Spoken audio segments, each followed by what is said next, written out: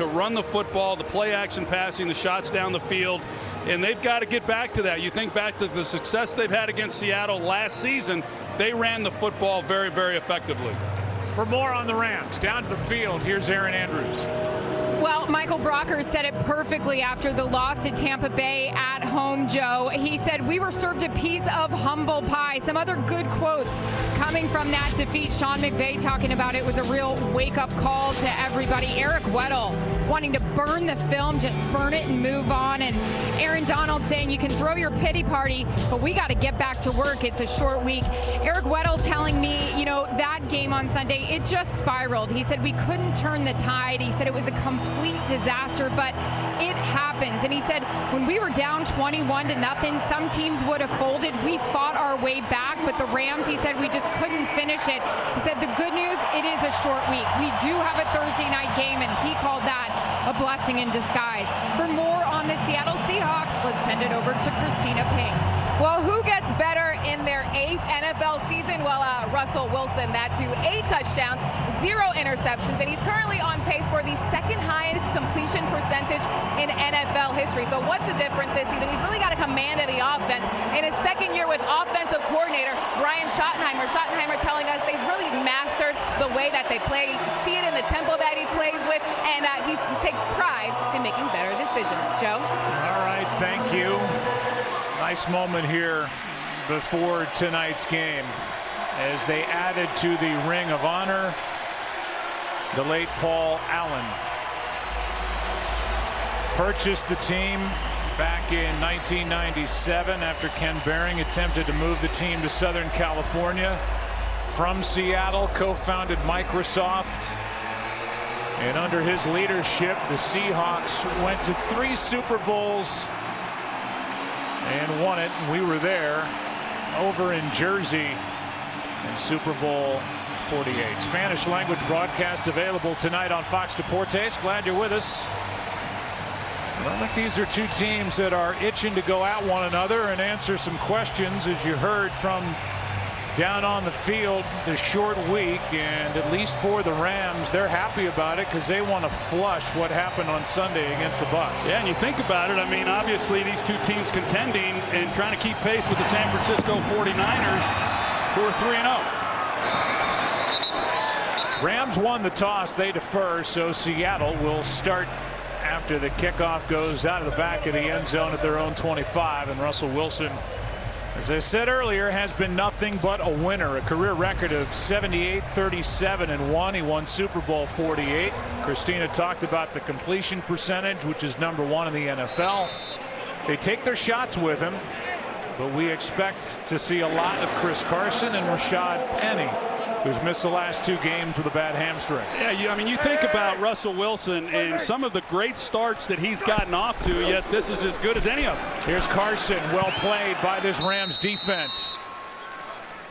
And a good start, a gain of just 2 as Clay Matthews and Brockers combine on the stop. Here's the Seahawks offense, 13th overall.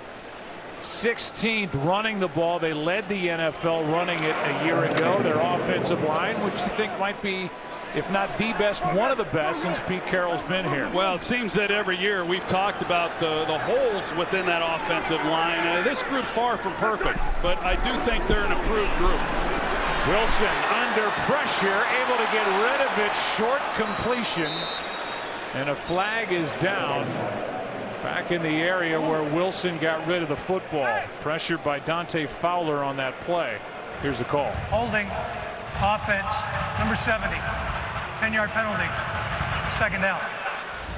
They get Mike Upati, who's making his 118th start in his NFL career. Well, Dante Fowler, you're going to see they run a twist. The Rams do on defense, and Upati he's a big man. He just simply does not move that well. They do not handle that stunt by the Rams very well at all. Right after, just after I said that they're an improved group, they give up a hold and pressure on Wilson.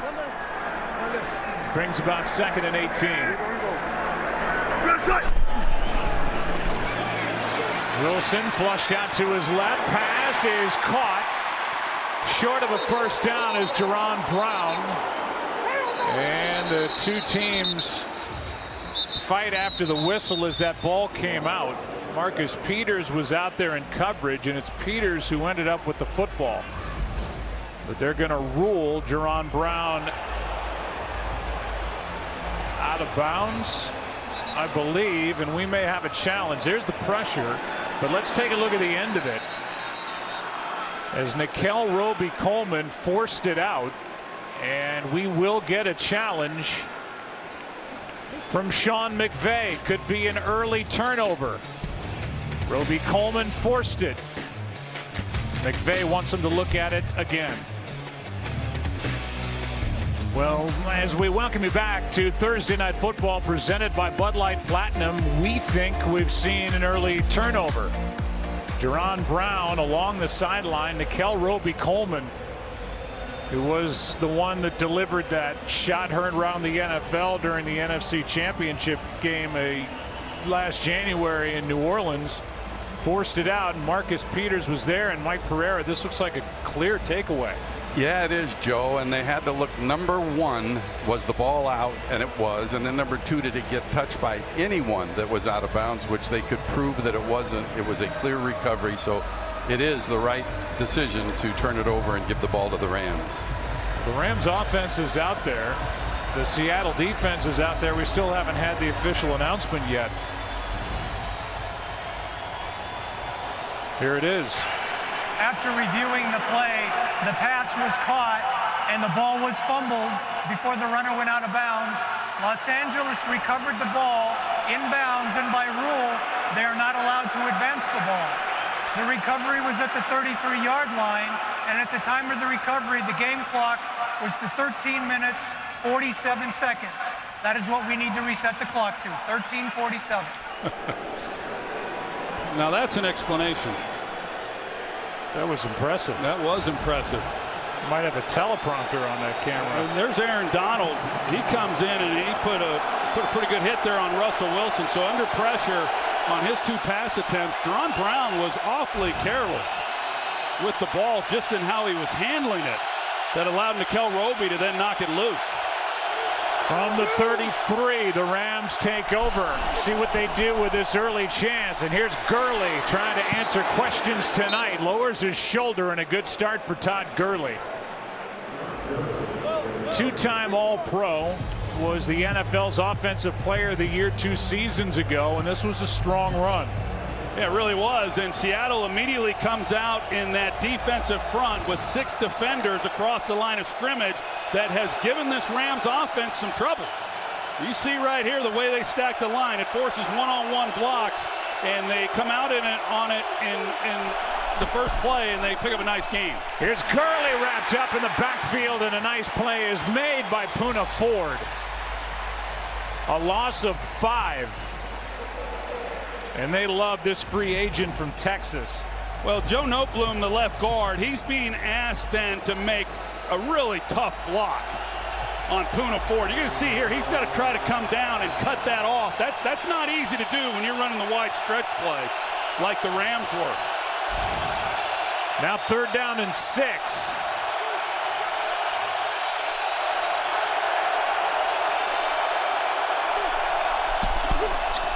Goff throws, pass is incomplete.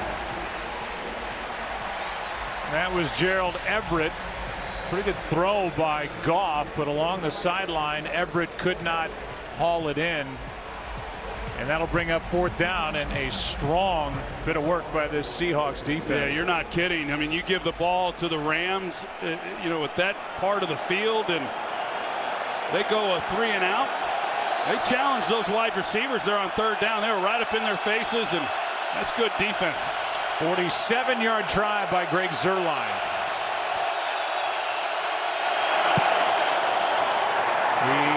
He's able to bend it in. And the Rams get that early takeaway, turn it into 3 points. Carroll pumped up the way his defense just responded. Well, Dick Butkus called the fearsome foursome the most dominant line in football history. You saw those players, Lundy, Brown, Olsen, Deacon Jones, and then there's the great Jack Youngblood Rams defensive end. The Hall of Famer played from 71 to 84, and I know was a favorite of yours growing up. Love Jack Youngblood. I loved the Rams growing up in Southern California. I can name practically that entire roster. And I've had the privilege of getting to know Jack here in recent years, and he is a total stud. Love him. Zerline into the end zone where Tyler Lockett takes a knee. So after the fumble by Jerron Brown, which by the way is the 5th lost fumble by the Seahawks here in 2019 as they're playing in their 5th game. They lost 4 all of last year. The Rams turned that into 3 points. Yeah, and you think about it, Joe. I mean, the momentum shift once the Rams were able to get the takeaway. They give the ball to their offense with great field position. They pick up 9 yards with Gurley on first down, and yet still are forced into a 3-and-out. And so that's pretty demoralizing for that Rams sidelines, not coming away with more. Wilson keeps and then just throws it away under pressure by Fowler. And it will bring up 2nd down and 10. This is a Rams defense that on Sunday allowed Jameis Winston to throw for 385 and 4 touchdowns. You see they're tied for 10th overall here at the start of the 2019 season, and Troy Reeder steps in for the injured Bryce Hager in one of the inside linebacker spots. 2nd and 10.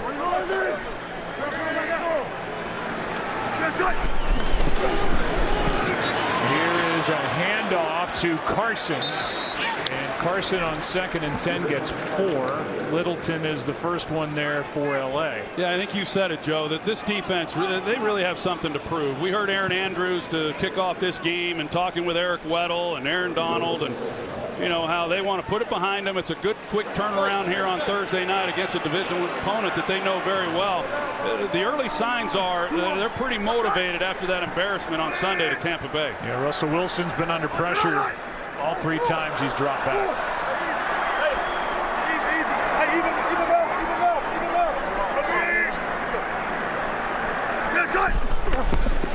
On 3rd down, they hand it, and a first down carry by Chris Carson. Survived a hit and then fell forward to get just enough for a fresh set of downs. Well, the Rams, of course, go to 6 defensive backs. DJ Fluker, he makes the block right there in the middle on Reeder, and that kind of opens it up, opens up that lane. Excuse me, that was Ebukam is the nickel linebacker in there, who he's able to get on him, and just a good call running the ball against that look. Here's Carson. He is bottled up behind the line of scrimmage as Brockers got through.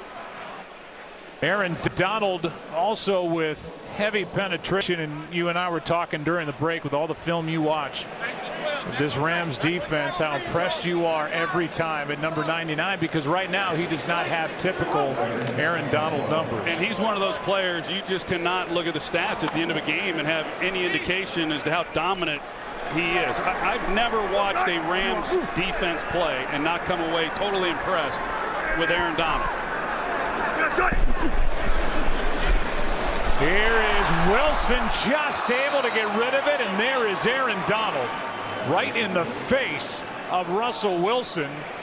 And number 3 was just lucky to get rid of the football. Well, here he is. Now he's on the right guard, DJ Fluker, and I mean, he moves around. And I assure you, whether it's Fluker or Upati at the left guard position, they do not want to see 99 lined up against him. On the first possession, he went right through Upati and got the hit on Wilson. This time it goes right through Fluker.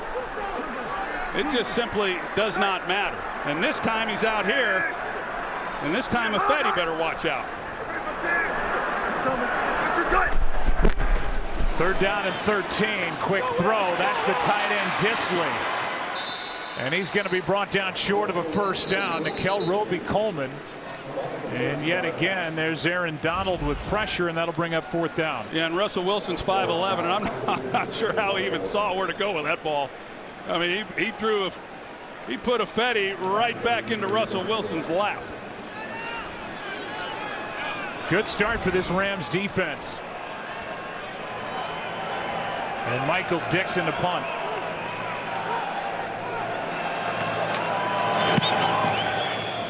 JoJo Natson with a little room in front of him. Natson making moves out beyond the 30, and a good return by JoJo Natson, who is 5'7", 153. 15-yard return. Rams have it up 3.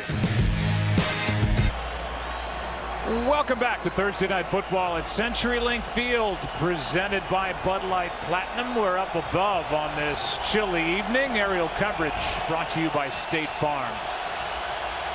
Second possession for the Rams. They start at their own 31. 517 yards last week against the Bucks. But he threw 3 picks, fumbled once. He's turned it over 9 times this season.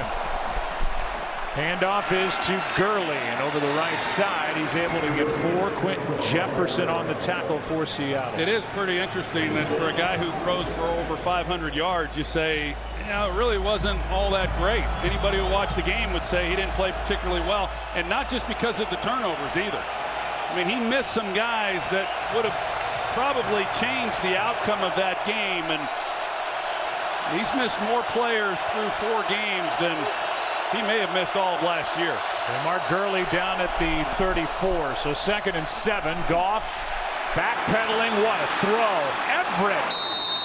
That was a thing of beauty with Goff not even able to step into that throw. Delivers a strike for 22. Well, I love the way Jared Goff throws the football. I mean, he is as accurate as they come, and the key is, like most quarterbacks, he has to have time in the pocket. Where he struggles is navigating the pressure. He's a little too lax with pressure in his face. Goff, Gurley forced out of bounds by KJ Wright. And a gain of 2. So a 3-1 team, Troy, but with big question marks on their offensive line with their all-pro running back. And you talked about it, new left guard, new center. Roger Saffold is with the Titans. John Sullivan is with his family. Well, I think that it's easy to point at Noteboom and Allen because they're the newcomers, if you will. But none of those guys have played very well. 2nd down and 8, and here is Gurley with a head of steam and a first down carry out of bounds near the 30. And a good block by the tight end Gerald Everett.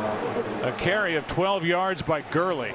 Well, they go with the jet sweep motion across. He knows it's man coverage there. You get the kick out from Everett, and then it's one-on-one on the safety.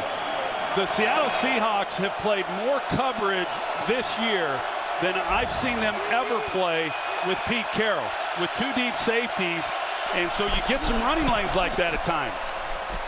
Here's another handoff to Gurley, and if there were questions, he's trying to answer them here in the first quarter. You see his touches through the first 4 games of the season, how they have dwindled. I mean, this is one of the biggest weapons in the National Football League, down to 60 through the first 4, but it looks like a different story here in week 5. Well, on Sunday he carried the ball just 5 times. A lot of that had to do with the fact they got down 21 points to Tampa, but hey, let's be honest, he has not looked like the same player even going back to the end of last season, and if he's tired of answering those questions, tonight's a good start in maybe not having to answer them anymore. Here's his 6th carry of the game, and he is able to plow forward for the first down. So more carries already in 2 possessions than he had against Tampa Bay on Sunday. And now we look at this defense, which is 8th overall. They're good up front. They're really good at linebacker. Well, they're really fast, and because they're so fast and talented at the linebacker position, they oftentimes stay in their base defense with the 3 linebackers, even against 3 wide receiver looks. And of course, that's what they're going to get against the Rams. They fake the toss to Brown. Goff out to his right, and able to turn that into, let's say, a 1-yard gain, forced out by Rasheem Green. Well, this is a nice start for the Rams, at least this drive, in running the football with Todd Gurley. Like I said earlier, if you look at the success that the Rams had last year against the Seahawks in tight games, They ran for 150 yards in both of those games. And they're off to a good start here in this first quarter. And that's going to be key to keep this pass rush off of Goff.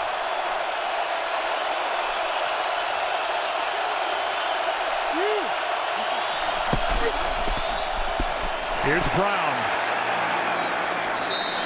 Malcolm Brown, who was a restricted free agent, gets 3. Was offered a contract by the Lions. The Rams matched it. Coming off a year where down the stretch, Todd Gurley was not as effective as he had been the first 3 quarters of the season. It's 3rd and 6. Malcolm Brown, he's a good football player, and you kind of feel like if Gurley were to stumble any longer this year, that they might start relying on him a little bit more than they have.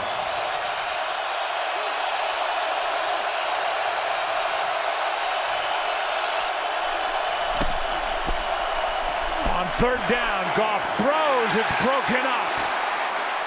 Pass was intended for Robert Woods, and Trey Flowers was in coverage. Jamar Taylor back there as well.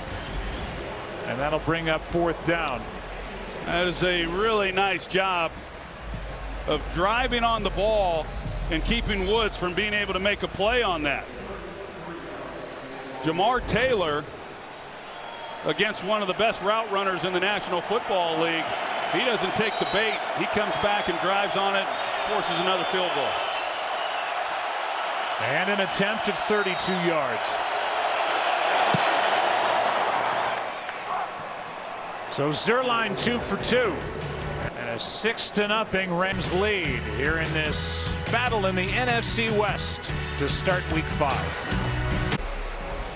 Well, Jared Goff and this Rams offense have been able to run it. Goff hit a 22-yarder to Gerald Everett, the big pass play on that last drive. And Greg Zerline will kick it away. He's made 37 straight now under 40 yards. Just hit a moment ago from 32. And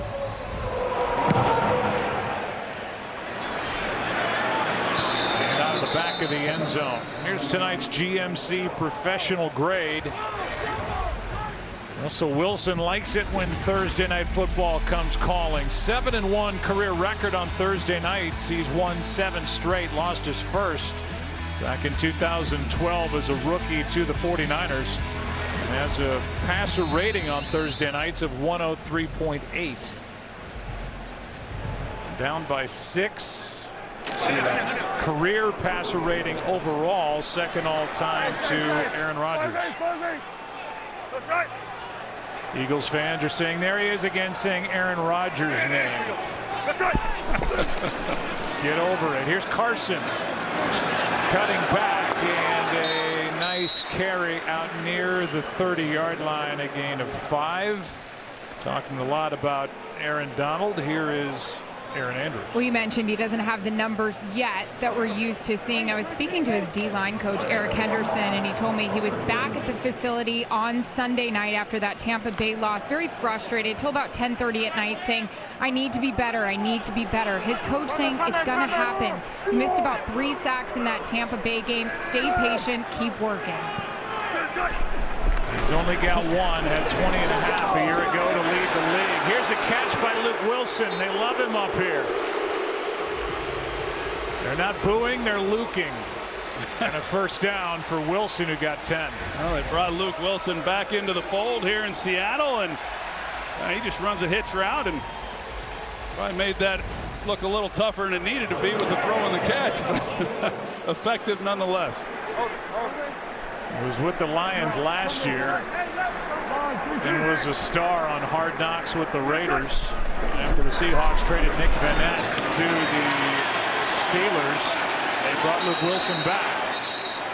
There's the rookie DK Metcalf, brought down by Aqib Talib, a gain of 5 on first down. Now that ball by Metcalf, it looked to me like it got a little loose at the end of that play. And you know, you think about this group, and Doug Baldwin, he retires, and Tyler Lockett, who had a heck of a season last year, he steps in. He kind of becomes the everything wide receiver, the slot guy, the down the field guy, you name it. It's what he does. And they got a bunch of young players, and DK Metcalf, tons of talent, but another one of those young guys that Russell Wilson has to depend on.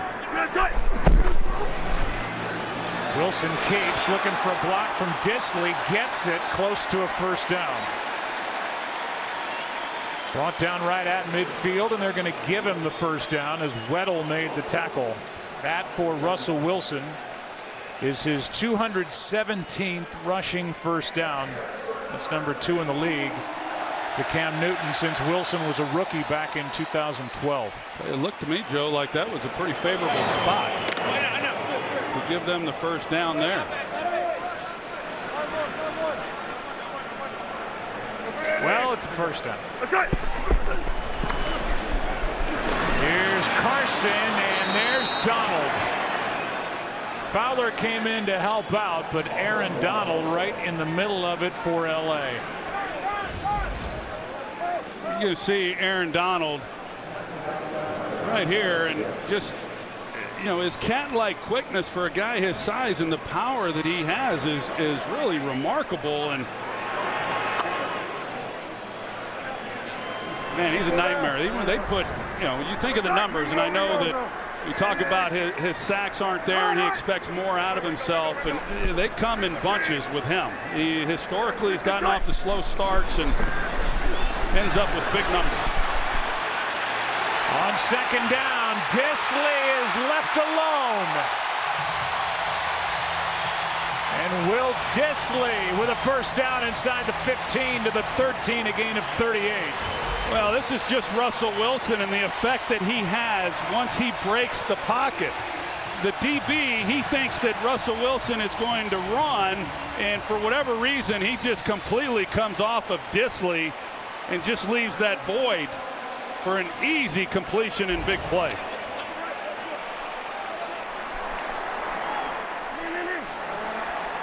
That's right. That's right. On first down, Wilson keeps. Surveys, nowhere to go, and back in the end zone. Touchdown! What a catch by Tyler Lockett.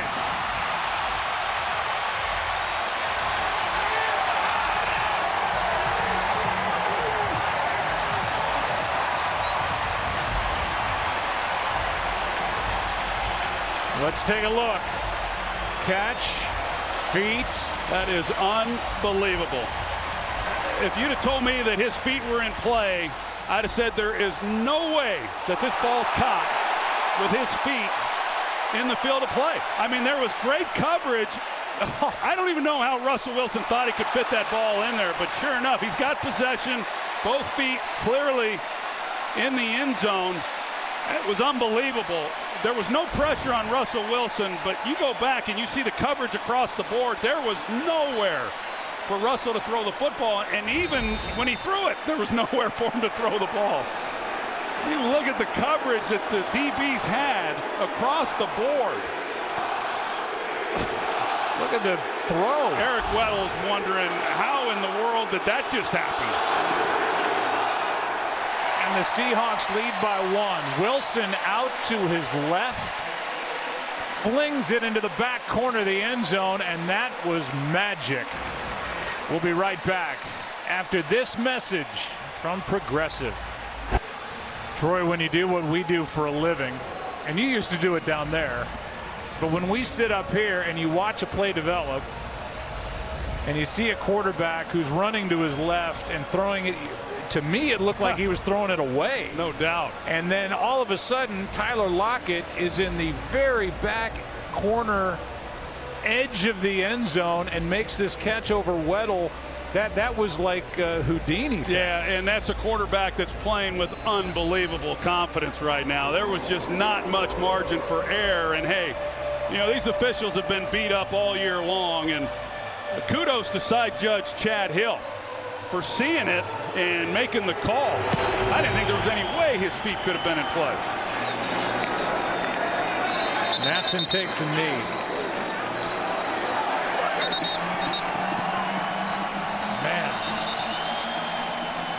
Time for tonight's Next Gen Stats powered by AWS as the Seahawks defense comes back out. The Seahawks generate 22.4% more pressure with Jadeveon Clowney on the field. And for a guy who was the #1 overall pick back in 2014, traded from Houston before the start of the season, now he and Ziggy Ansah are coming off the edges. Seahawks traded their best pass rusher, Frank Clark, to the Chiefs after a 13-sack season a year ago.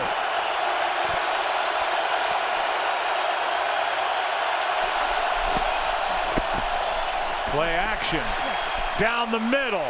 Cooks, contact, no flag, incomplete, with McDougal back there for Seattle.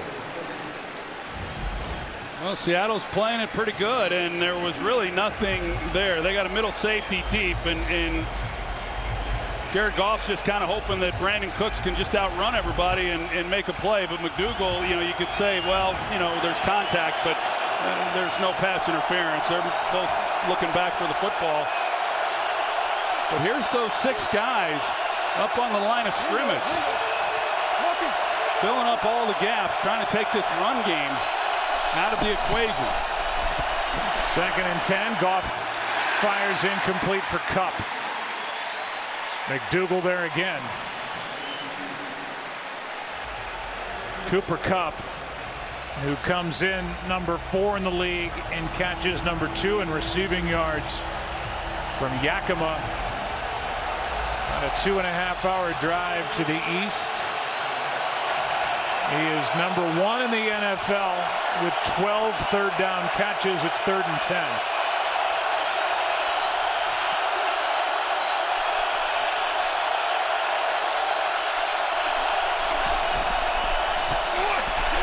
Goff gets hit. Ball is out. Pass was incomplete. And pressure by Quentin Jefferson. That'll bring up 4th down. Well, Quentin Jefferson here in the early going of this year, he's been one of their most consistent pass rushers. He's right over the nose. You see the traffic that he has to fight through, the double team, and he just keeps on coming. He splits it, and just as Goff is getting ready to cut it loose, just no chance. They didn't blow the whistle immediately saying incomplete pass, but you could see on the replay his arm was going forward. It was a 3 and out with 3 straight incompletions. And the punt now coming from Johnny Hecker.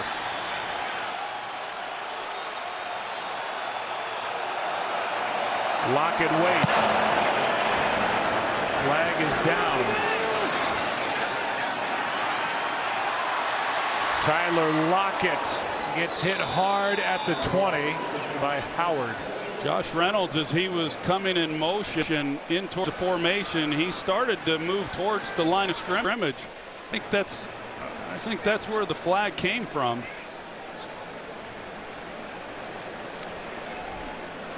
Right now they've netted 55 yards of field position. Here's the call. There is no foul for illegal motion on the play. However, during the kick, holding receiving team number 93.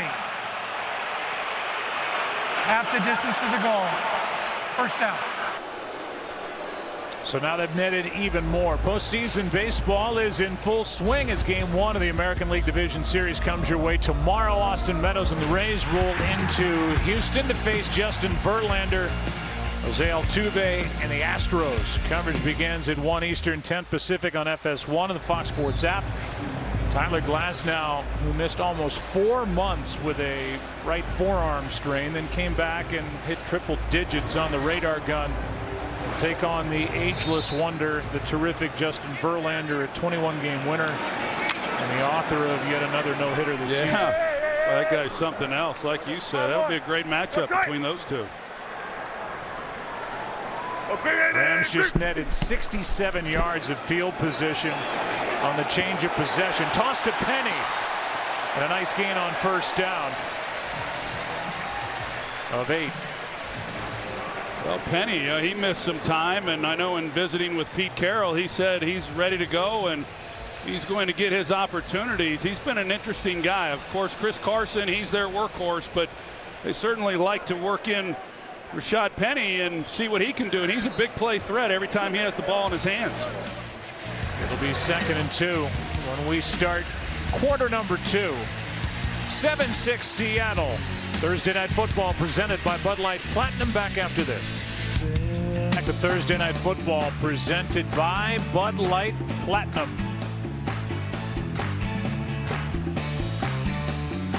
With the 12 flag. Flying high on the Space Needle inside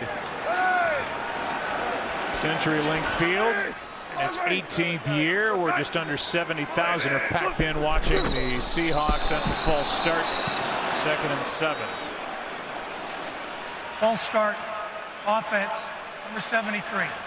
5-yard penalty. 2nd down. That is Jamarco Jones, who has taken over at right guard for DJ Fluker. Christina, what's going on with DJ Fluker? Fluker is currently doubtful with a left hamstring injury. He was in and out of the medical tent. He is still on the sideline, but not sure if he'll return.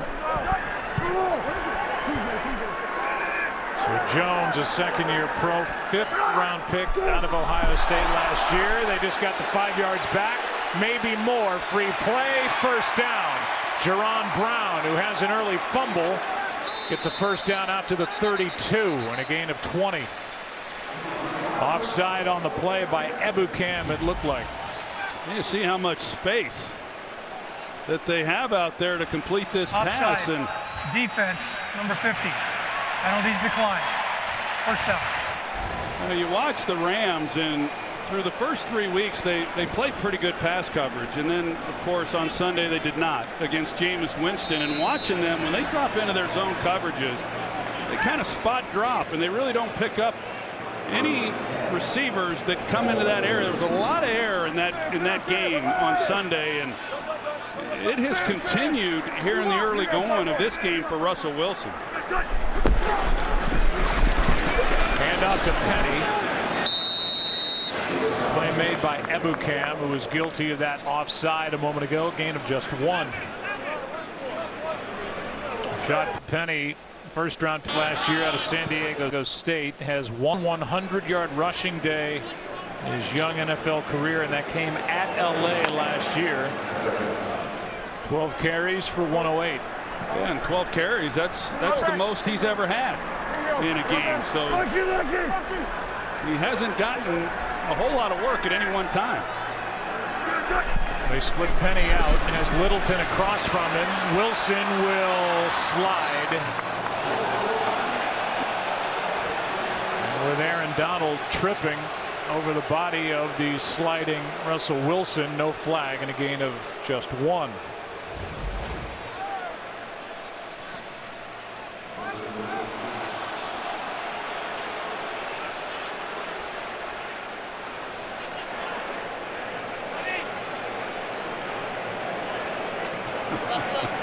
I think Aaron Donald was doing everything he could to try not to land on him.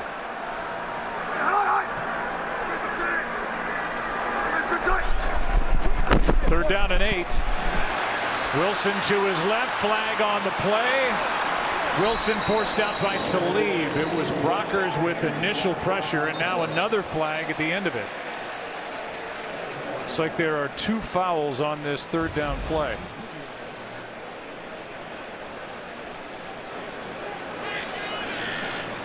We'll see whether or not, yep, there's the hold. There are fouls against both teams on a play. Holding, defense, number 21. Holding, offense, number 30. Excuse me, number 70. Penalties offset. Third down. Akeem was the one who came up and made the play on Russell Wilson, but he's also the one who got called for the hold on Luke Wilson. So he's holding him there. That's where the flag comes in. It's a good job by the official. And what initially looked like a good play by Talib coming up and making sure that Russell didn't pick up the first down. You know, they get the penalty and replay of third down. Third down and 8 in a 1-point game.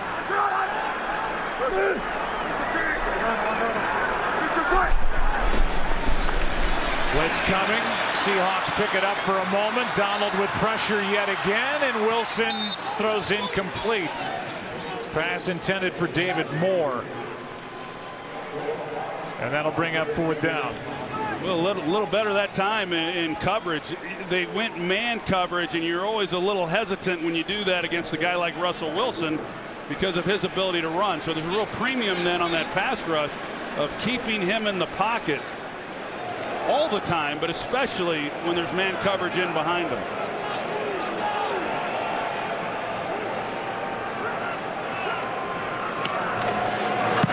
Dixon just got it away and hits a booming punt out of bounds. Littleton got through, and Corey Littleton, who has 4 blocked punts over the last 2+ seasons, almost made it 5.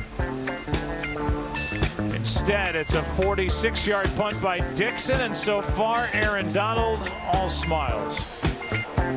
There is a threat of rain as we go through the night.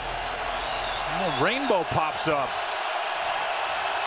7-6 ball game. Goff off to a very slow start throwing it. Handoff to Gurley, and he's wrapped up by Bobby Wagner. The 5-time Pro Bowler, 4-time All-Pro got through, no gain. Well, those big guys up front, they're keeping Bobby Wagner clean, and so he has a free shot. Then on the runner, and what the Seattle Seahawks have been doing on 1st and 2nd downs, they have stayed with 3 linebackers on the field in their base defense against the 3 wide receiver looks, and then on 3rd downs, they've taken Michael Kendricks off the field. They stick with the 3 guys again here on 2nd and long. Handoff to Gurley, cuts back, 3rd down coming up. Jared Goff has started 2 for 7 for 24 yards, 4 straight incompletions as he's about to face a 3rd down. And that trio of receivers, Kupp, Woods, and Cooks, who come in leading the NFL. The most receiving yards by a team's top trio. None of them have a catch yet. Yeah, no, they've done a good job. It's been a good scheme by Kenny Norton, the defensive coordinator. Now Michael Kendricks, he's off the field. They bring in the extra defensive back. The 3 linebackers on early downs allows them to play the run better than they otherwise would. 3rd down and 6. Goff out to his right, throws. Gurley is out of bounds. And that is a quick 3 and out, as Goff was under pressure by Quentin Jefferson, and Goff has gone 0 for 4 on 3rd down so far. Yeah, and that's on Gurley. He has to know where he is. I'm not even certain that he would have picked up the 1st down if he had been in play, but as a receiver, when you get over towards the sideline, you've got to know where you are. He was out of bounds and a couple of yards short. Yeah, but hey, great job by the Seattle defense. Packer hits it. Fair catch, hauled in by Lockett. Seahawks get it back as they lead by 1 with just under 11 to go in half number 1. Led by Jim and Jack Youngblood, Hacksaw Reynolds, and Nolan Cromwell, the Rams defense held the Seahawks to -7 yards when they met in 1979. Still the NFL record for fewest in a game, and given today's NFL offenses, a record likely to last forever. No doubt about that. The great Dick Stockton voicing that over. -7 total yards for a game. Can you believe that? Yeah, and as Dick Stockton said, 100 years from now, it will still be the record. That won't happen again. November 4th, 1979. Drive starts at the 27. Play action from Wilson. Looking left. Gets away from Fowler and now throws for a 1st down. And he leaves Dante Fowler thinking about a sack that might have been, and completes for 17.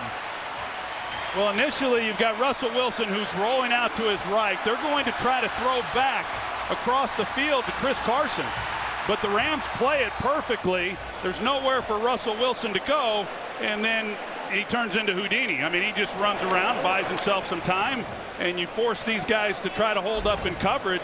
it's simply impossible to do. 17-yard completion. Handoff here to Carson.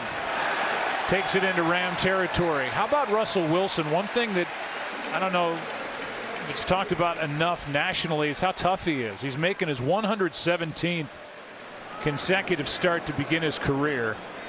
And that's pretty remarkable considering how many sacks he endures and how much running he does. But every time they line up, he's a quarterback since 2012. But he is very smart in that he protects himself. He has taken some pretty big hits this year, but he doesn't typically take those. Carson brought down 1.5 yards short of a first down by Greg Gaines. Well, this will be interesting here on third down. What Seattle tries to do. They go to a hurry up. They could catch him. They get 12 men on the field for the Rams. They do. They pick it up anyway with Carson, but flags fly as Sebastian Joseph Day came in late. Greg Gaines was trying to get off the field. We'll get the call.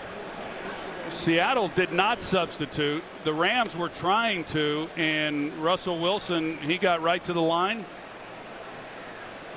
I don't think this is going to take very long, but they're going to talk to Pete Carroll about it. But I'm pretty positive this is going to go against the Rams.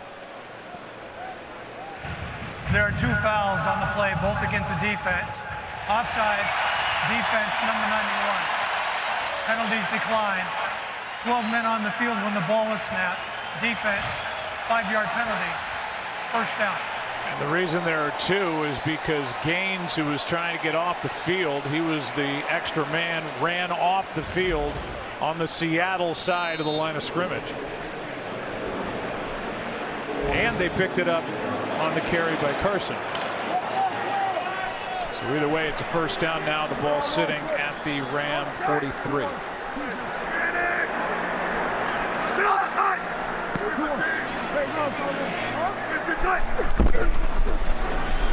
Carson just short of the 40, a gain of 3. Aaron, what's going on with Dante Fowler? Well, he's not on the field, and we saw him, try to sack Russell Wilson, not able to do it. Now he's headed over to the LA Rams bench. Before he was trying to stretch out what looked to be his left hamstring, but he's in a lot of pain, can't shake it off. They're looking at him now.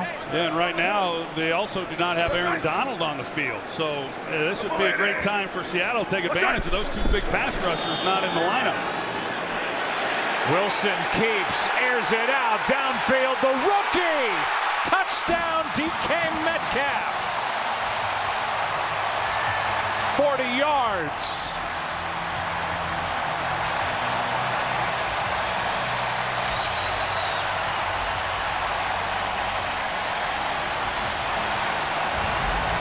Aaron Donald and Dante Fowler on the sidelines. You're going to see the time that Russell Wilson has in the pocket to let this develop and get Metcalf. This guy can flat out fly. And here's a guy who runs 4.3. He'd get behind a defense in a hurry. He chews up a lot of ground, and even there, he's got to slow up for that ball. He can probably outrun Russell Wilson's arm, but a great play and a great call by Schottenheimer.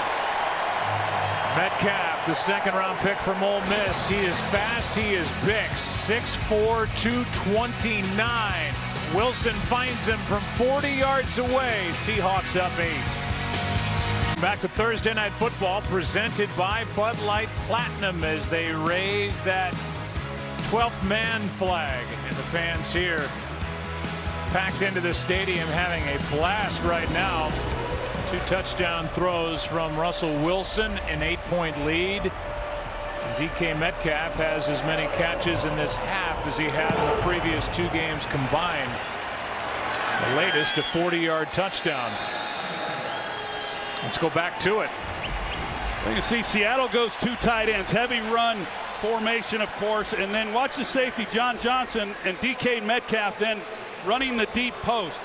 The play action gets everybody biting on the run. They're expecting that. And then you got DK Metcalf, like you said. This guy can just flat out get it down the field. And with the protection, it allows Russell Wilson then to just sit in there lay it out there. Marcus Peters, I think he was expecting some help somewhere. The way that he played that, he did not immediately take him man-to-man. Goff, Gurley. Tackle is made by Kendricks. Strong tackle, a gain of 1. Let's take a look at tonight's impactful duos presented by Ghost Recon Breakpoint. Jared Goff to Cooper Kupp.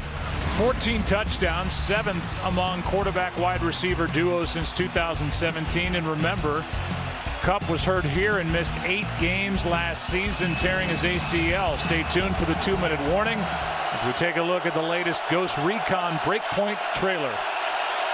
2nd and 9.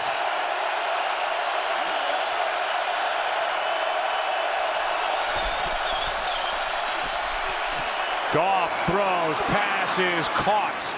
That's Josh Reynolds, the seldom used wide receiver for the Rams, just his 2nd catch of the year after having 5 touchdowns in the final 9 games a year ago. Yeah, he got his opportunity when Cooper Kupp went down. And you know, Cooper Kupp's dad was my backup at one point for the Cowboys back in 1991, Craig Kupp.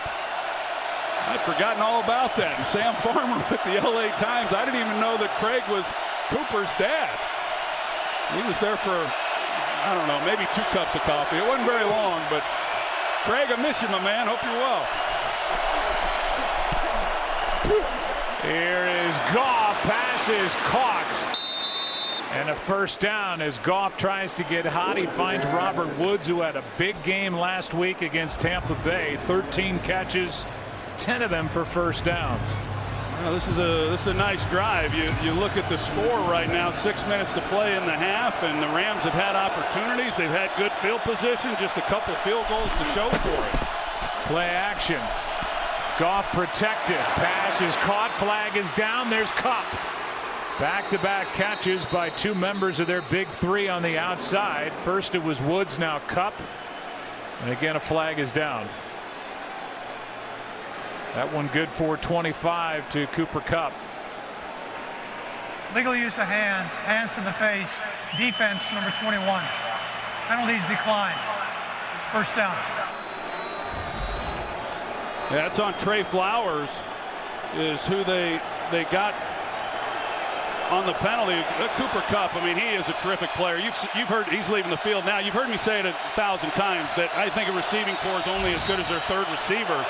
And when you've got a guy like Cooper Kupp who's able to work the middle of the field, and you got Brandon Cooks and Robert Woods, that's a heck of a group that Goff has to work with. They hand to Gurley. Tried to get to the edge, then cut up field, and Bobby Wagner is out there. The ball came out.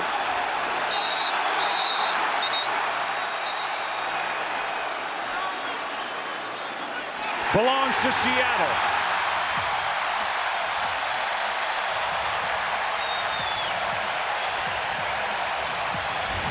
Gurley, with only 1 fumble over his previous 28 games, has it ripped out.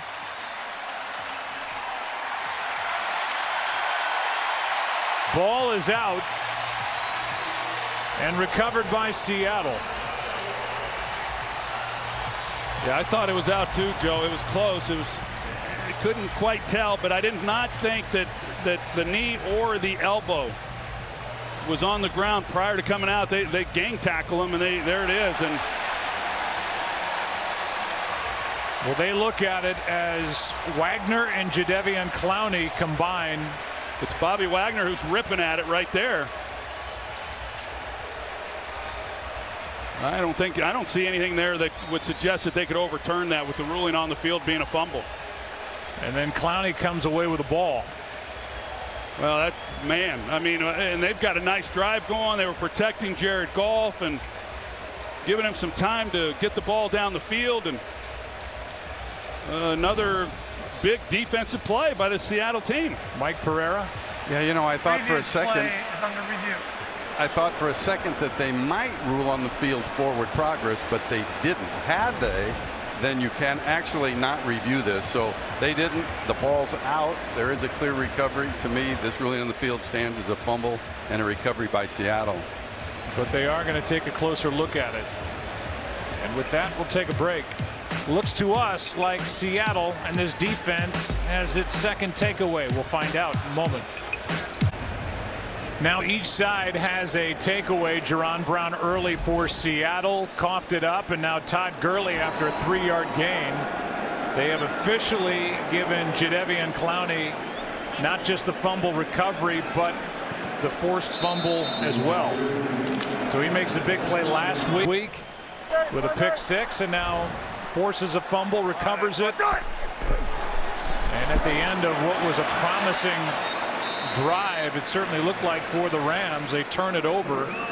And here's a 4-yard carry by Chris Carson, brought down by Brockers. I think Pete Carroll and the Seattle Seahawks pretty happy with that trade for Jadeveon Clowney, and it just seemed like such a great fit when they made the trade for him to be here in Seattle. They got Ziggy Ansah, who was supposed to offset the absence of Frank Clark, but I really think it's more Jadeveon Clowney, and that's why they went out and got him. They needed another pass rusher. Nice cutback by Carson,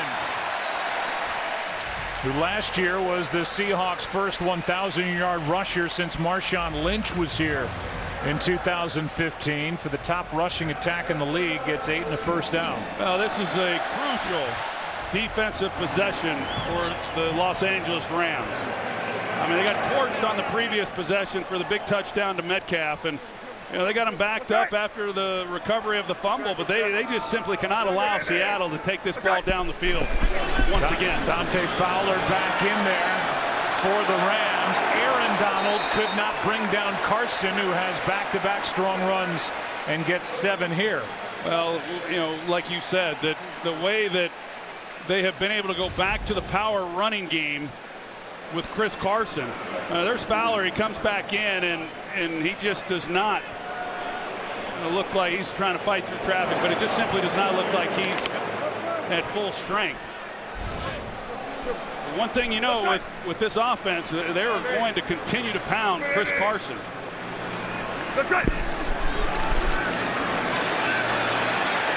Wilson floats it. Disley, what a throw and catch! Over the right shoulder, working against Troy Reeder. Oh man, this was not bad coverage by Troy Reeder. But Disley, number 88,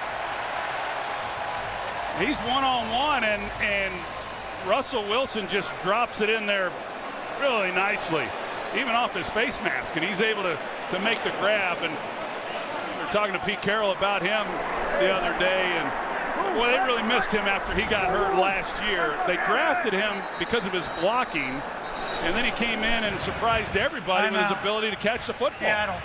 He's a former defensive lineman at Washington. They love everything about him.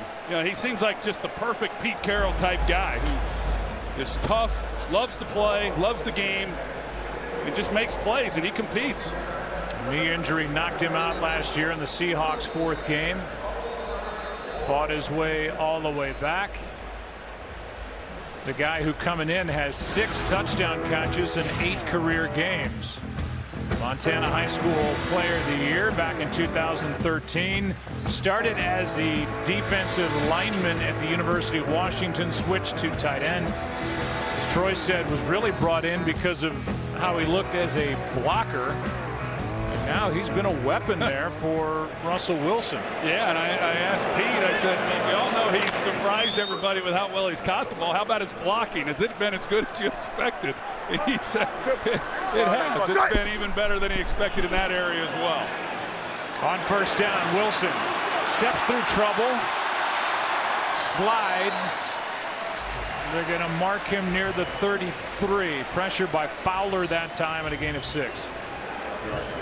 Russell Wilson, you just drive a defense absolutely bonkers. When you just you spend all day. That's why we saw Aaron Donald on the sidelines when they hit the big play to DK Metcalf. You try to rest these guys as best you can, because it's an all-day affair running around chasing him.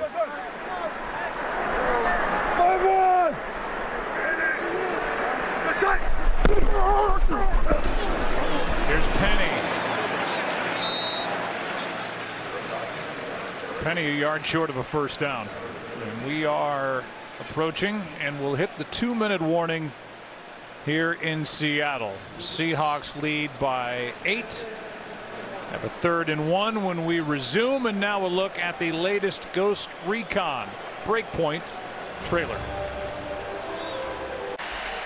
As we look at a quarterback comparison, there is no comparison the way this first half is unfolded. Still action left here at the end of the first half, but Russell Wilson has made some tremendous throws, and he and his Seahawks lead by 8, have a 3rd and 1 with 2 minutes left and 2 timeouts.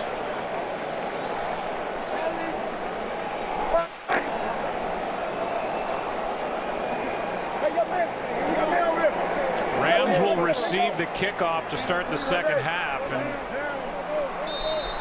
they still look a little bit out of sync. But right now it's the Seahawks leading on offense.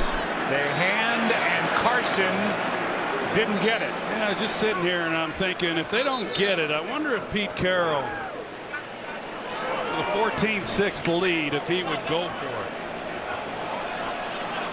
We're talking about roughly a 48-yard field goal, somewhere in that neighborhood.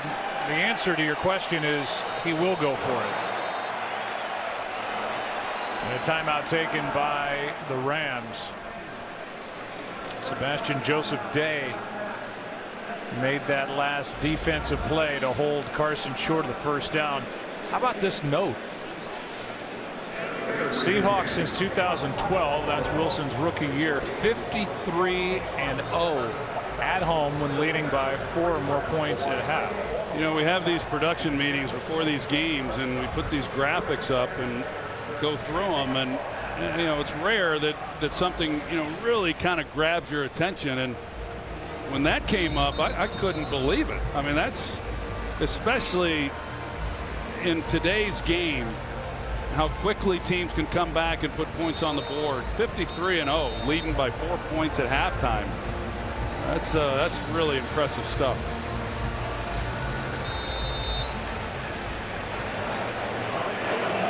So a 4th down and 1. This has got to go into the category of opportunity for this Rams defense if they can make a stop.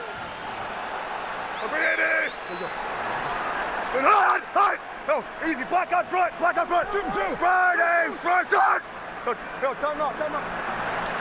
So they were looking to try and draw the Rams offside, and the Rams didn't bite. Tomorrow morning on NFL Network, wake up with football's morning show as the crew gets you ready for all of Sunday's action. That's right around the corner in Week 5. Good Morning Football tomorrow at 7, only on NFL Network. So in the end, they're out there trying to draw them offside, yeah. But I'm with you. I'm surprised I am too. that they didn't just go for it. I am too, and I know it's an 8-point game right now, and you get a chance to extend it to 2 possessions, and so by the book, yeah, this is the right call, but I really thought Pete Carroll would go for it. And once they tried the hard count and it didn't work, you rarely see a team then try to go for it after. You lose a little momentum offensively if you try to hard count them and then still come back and run a play to pick it up. 48-yard try, wide snap. The kick is no good. The snap by Tyler Ott was a little bit wide, and that forced Dixon to have to reach for it. And then he puts it down, and Myers just pushed it wide right. Yeah, he pushes it. He handles it actually very well to get the ball down, to give him a chance. This might be the break that the Rams needed if they can finish off a drive. They've had opportunities here in this first half. They had the ball at the 29-yard line after they got the fumble to start this game. Field goal.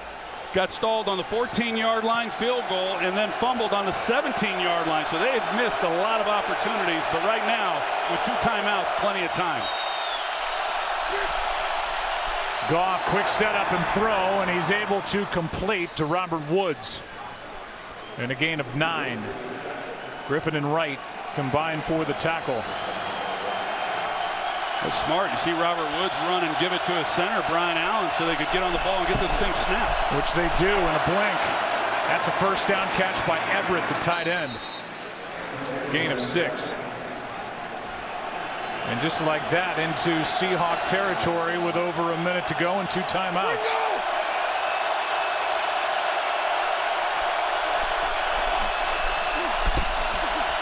Pass is caught. Woods left alone. He stumbles, and he's therefore short of the first down. Well, they're in Zerline's range already, so that's a good thing. And Goff just has to realize that and be smart with the football and see if he can't get a little more. That is complete to Kupp, and he's going to hop out of bounds to stop the clock by Jamar Taylor, and the ball is sitting at the 24-yard line with 32 seconds left. This is impressive. This is impressive. They've got some time. They're obviously in the hurry up. It puts the defense at a disadvantage. Now with the clock stopped, you wonder if Ken Norton's going to dial up some pressure and see if they can't cause something negative to happen for this offense.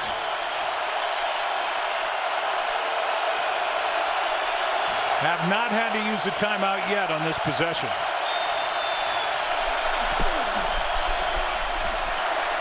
Batted up into the air by Rasheem Green. 2nd down and 10, 27 seconds left, and we ask you to stay tuned for the Toyota halftime. The guys are live from Fox Square. Terry on Russell Wilson's big first half. And Roman Reigns joins the show from the WWE. 2nd and 10. 4th time the Rams have been inside the Seattle 30, and that pass is behind Kupp. Well, it's Quentin Jefferson who's right in the middle.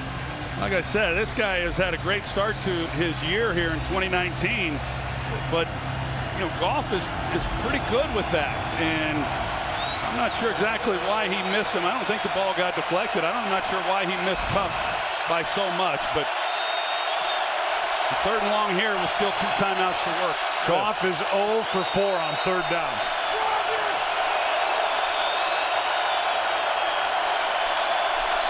Blitz. Rams pick it up, and this one is floated to no one in particular. They're going to get a penalty on Seattle. Looked like they went low on Goff at the end of this play. Here's the call. Personal foul. Roughing the passer on the defense, number 94. Half the distance to the goal. Automatic. First down. That's Ziggy Ansah. He's coming in low. He's stumbling a little bit and off balance. Those are dangerous hits and ones that they're always going to lean towards protecting the quarterback. You see it right there, clearly low. And a new set of downs, of which would have been 4th down and a Zerline field goal attempt. So the Seahawks didn't go for it on 4th and 1. They missed the field goal. And now the Rams have a 1st and 10 at the Seahawk 12. Quick throw, Kupp looking for blocks. Runs into Everett, his teammate, and that will stop the clock as whistles blow on a timeout taken by LA with 13 seconds left. Griffin made that stop. Yeah, good idea. I mean, that's the luxury of having 2 timeouts. You know, get it into the hands of a quick receiver and see if maybe you can't spring one. But 13 seconds here, 1 timeout. You got to figure, you know, you're going to get a couple plays. Take some shots here into the end zone.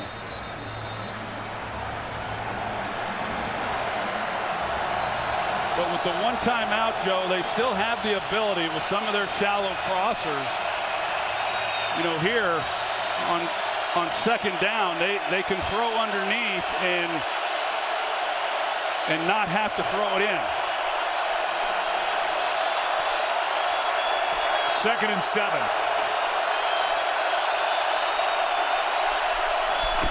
Just a 3-man rush. Goff fires it, pass is caught for the touchdown.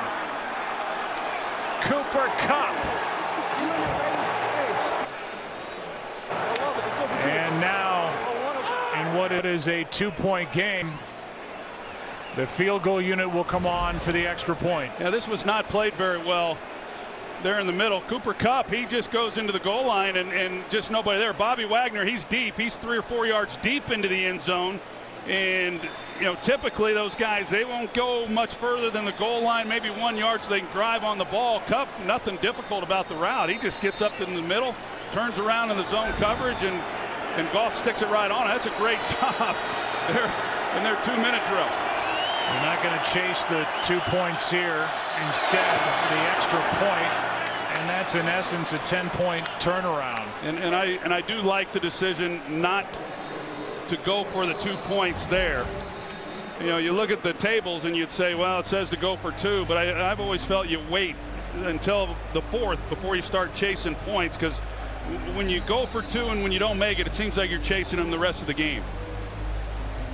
But again, to go back with a 4th down and 1. First of all, it was 3rd and short, and Sebastian Joseph Day makes a stop to bring up 4th down. Pete Carroll sends his offense out there. They try to draw the Rams offside. The Rams don't bite, so they don't go for it. They attempt the field goal. Jason Myers misses from 48, and the Rams go right down the field, score a touchdown, and now they trail by just 1, and they get the ball to start the second half. Yeah, and there's the big penalty on 3rd down by Ziggy Ansah. You know, Brian Allen blocks him, and he's stumbling into Goff for the penalty. And, you know, now there goes that stat out the window as far as Seattle 53-0 and leading by 4 points.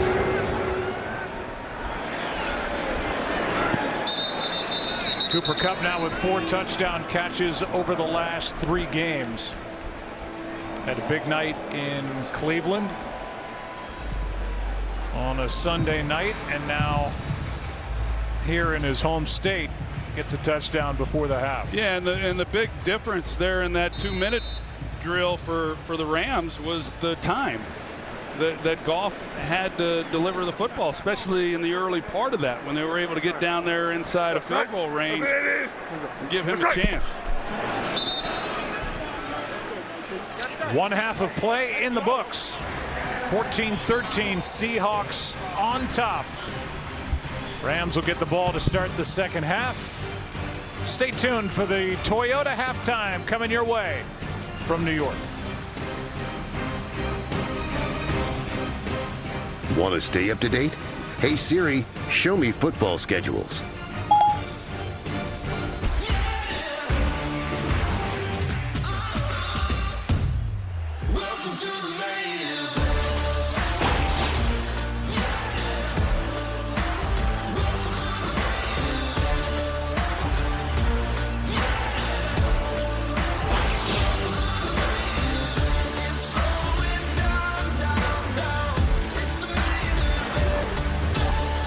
Was tonight's game flow brought to you by Progressive. 1-point lead for Seattle. Rams will get the ball to start the second half.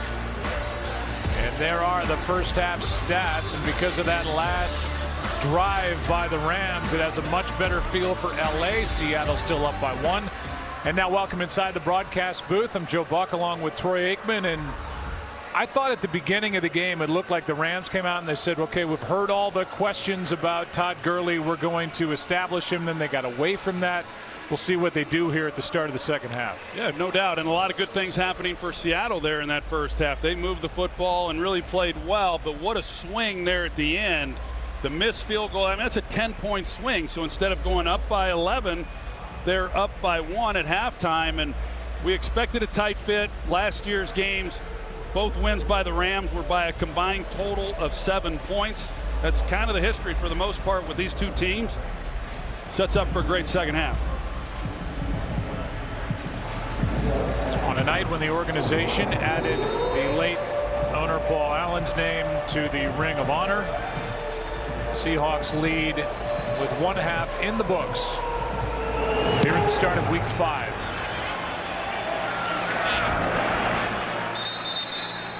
Let's hear what's going on from the field, presented by Microsoft. Yeah, Sean McVay telling me, Joe, that what killed his offense really in this first half was those third downs. 0 for 4 in the first half. We have to convert, he told me. And he said both for the offense and the defense, really have to be efficient on early downs. Good news for the Rams defense. Dante Fowler seems to be okay. And a lot of guys talking as they were coming out of the locker room saying, did you hear how quiet it got when Kupp scored the touchdown? Let's keep him quiet. Crowd tries to get back in it. On first down, they fake it to Gurley. And now throw it to Gurley, incomplete. And there wasn't much out there anyway. Now for the Seattle side of the story, here's Christina Pink.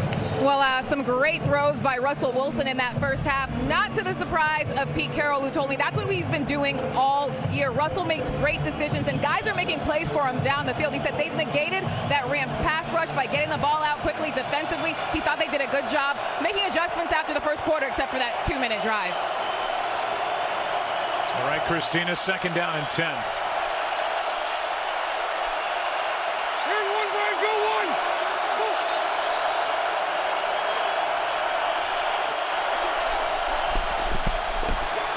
Goff, Everett to the 40 and still on his feet. What a run after the catch by Gerald Everett as he gets 30 yards to the Seattle 45. He's slowly finding himself more of a figure within this offense. 5 receptions last week, runs a good route. He's a big guy. They've been trying to find ways to incorporate him. You know, surprisingly, he was Sean McVay's first draft pick when he took over in 2017 as a second rounder. They didn't have a first rounder that year. And yet they're not a big 2 tight end team, of course. It's predominantly 3 wide receivers. Yeah. Tyler Higbee gets that role at tight end, but Everett's gotten more opportunities lately. Here's Gurley. Lowers his shoulder, then gets stood up after a gain of 2. KJ Wright was in there for Seattle. Here's what happened a moment ago while we showed you Cooper Kupp over on the sideline.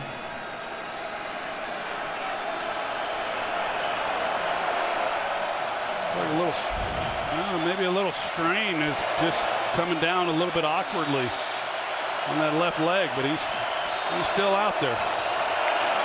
Back in the huddle, and now out to the left of Jared Goff on second down.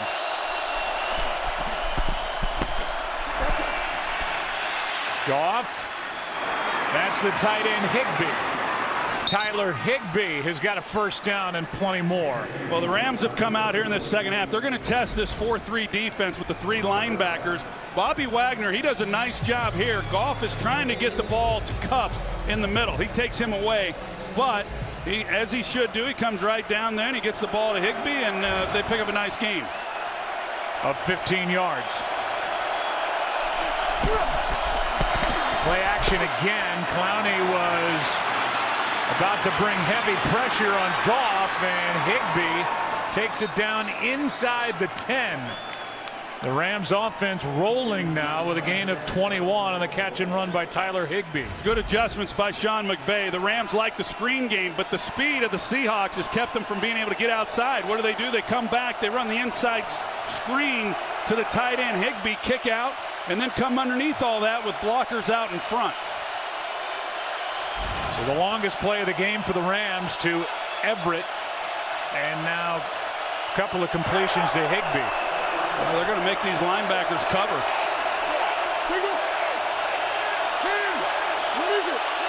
We got 2 tight ends now with Everett and Higbee. Just get it away on first and goal. Gurley, touchdown, Los Angeles. Austin Blythe with a good block. And Gurley, who had 2 touchdown runs last week, has 4 on the year. Gerald Everett, he kicks out, and then you've got Blythe, like you said, and then he gets up to the next level. Havenstein, the right tackle. That's the way it's drawn up on the chalkboard when you put in these plays back in May. You double team here, you slide up to the second level, you get the block on Bobby Wagner, and it's touchdown Rams.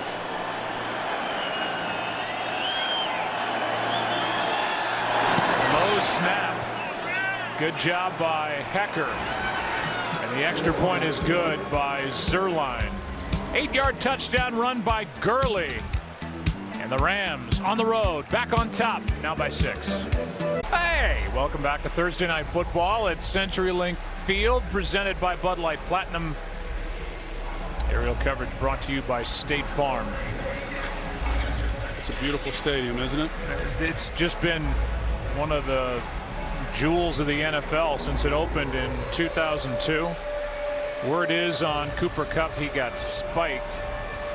So they put a bandage under his left knee, and the Seahawks now about to get it back. Lockett on the return. Tyler Lockett out near the 35. Tomorrow, Friday Night SmackDown premieres on Fox as The Rock returns to kick off SmackDown's 20th anniversary. He joins Hulk Hogan, Roman Reigns, The Undertaker, Stone Cold Steve Austin. All of them together on WWE's biggest night. Don't miss the premiere of Friday Night SmackDown tomorrow at 7:30 Eastern, 6:30 Central, only on Fox at the Staples Center in downtown LA. I'm really looking forward to it. I think it's going to be awesome. I've gotten a chance to get to know the Hulk, and then of course the Rock, and like you said, Stone Cold Steve Austin. Should be a lot of fun. From the 35 after the return by Lockett, here's a throw to Disley, and the tight end gets 11. Now we'll see what Russell Wilson can do. He made a couple of magical throws in that first half. Yeah, well, they're set up here almost at midfield now after that return. You think about it, 14 unanswered points since that missed field goal by Seattle, and a total change of this ball game. But now Russell Wilson, he's got room to operate. We'll see what they're able to do on this drive.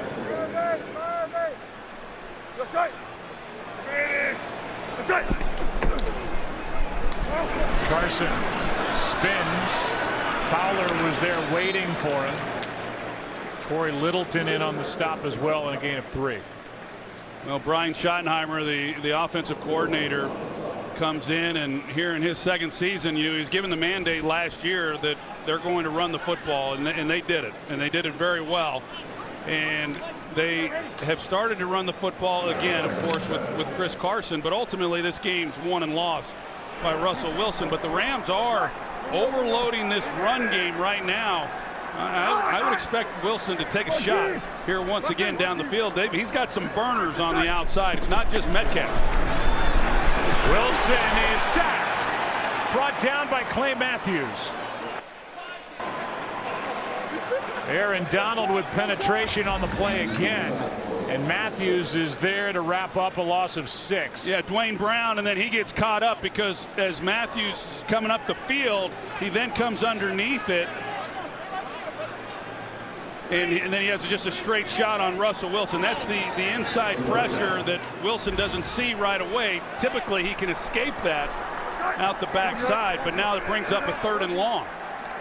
That is 6 sacks now for Clay Matthews after a career low 3.5 last year with Green Bay.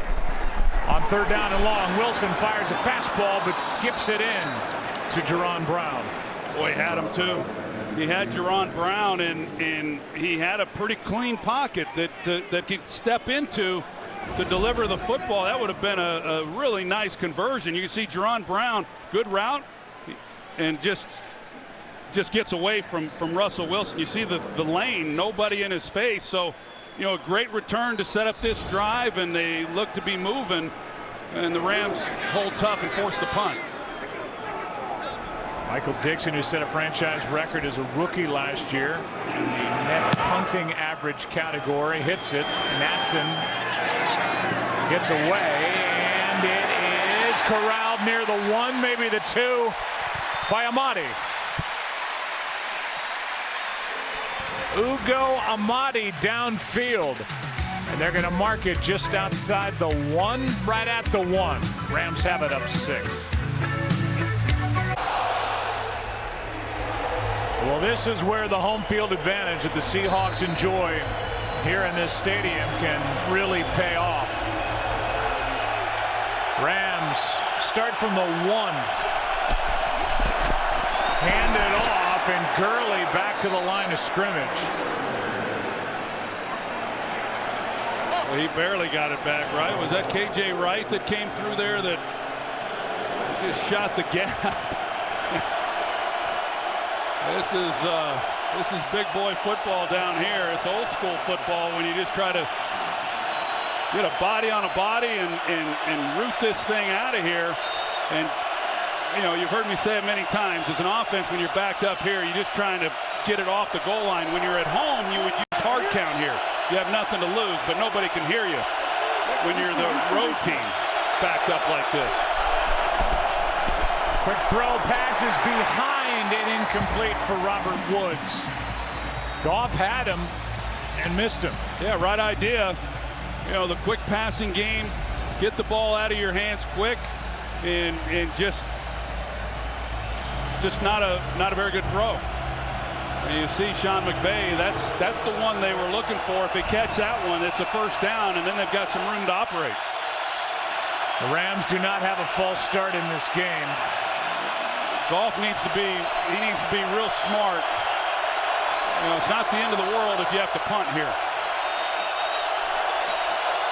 Of course, if you're Johnny Hecker, you have no room to work. Just get it away. Goff in trouble and just got rid of it. Kupp was the target, incomplete. And Ziggy Ansah was back there covering Cooper Kupp. And it was Jadeveon Clowney that was able to get pressure right through Havenstein, and then Gurley, and Goff almost made a big mistake right there. When it's not there, you just cannot hold it, and that's one of the things that Goff has got to get a little bit better at. That's what hurt him against Tampa. Packer just gets it off his foot, takes a forward bounce, but it's going to be out of bounds inside LA territory. They mark it at the 47, where the Seahawks will take over down 6. Go back to Thursday Night Football, presented by Bud Light Platinum. Here we are, CenturyLink Field, and with 8:44 left in quarter number 3, it's the first time the Seahawks start a drive inside Rams territory. Hey, alert! They're expecting maybe pressure here off the edge. That's Littleton. And that's Carson.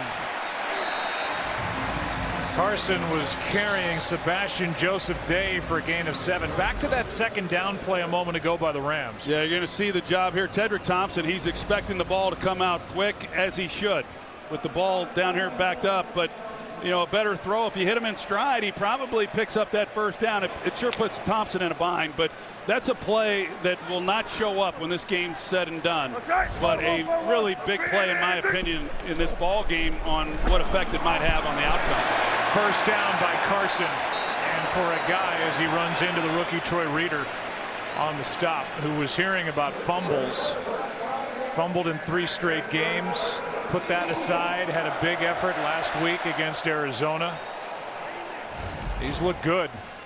He has looked good, and he's tough. I mean, he's physical. You see the way he finishes a run, and the fumbles are interesting. I think he fumbled all of 3 times last year. Never fumbled in college at Oklahoma State, so it's not something that he's known for. But he got off to a tough start. He sure ran hard on Sunday also against Arizona. Wilson fakes it to him, now ducks through, takes off, slides with a first down. Christina, it's been fun to watch Russell Wilson tonight. Yeah, Joe, down 6 here. Russell Wilson is a guy who loves dealing with adversity. He likes playing in these tight games. He told me, hey, this is a team that I want to be able to help to will them to victory. He said some teams like to blow everybody out in the beginning. He said for us to be able to win in these tough moments shows a lot about them as a team. And DK Metcalf telling me this is a guy in these kind of moments who has a great attitude.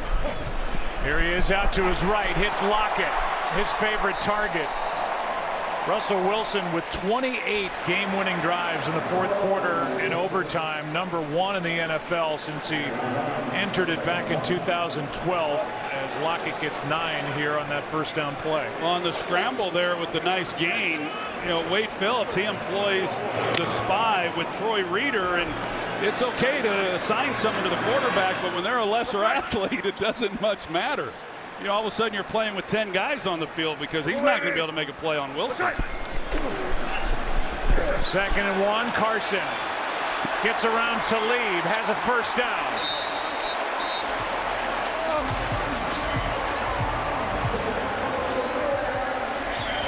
Luke Wilson threw a nice block out in front of Carson, and here's a little stiff arm for Talib. He gave him the Heisman right there. that was nice. And then John Johnson comes in, and Carson olays him.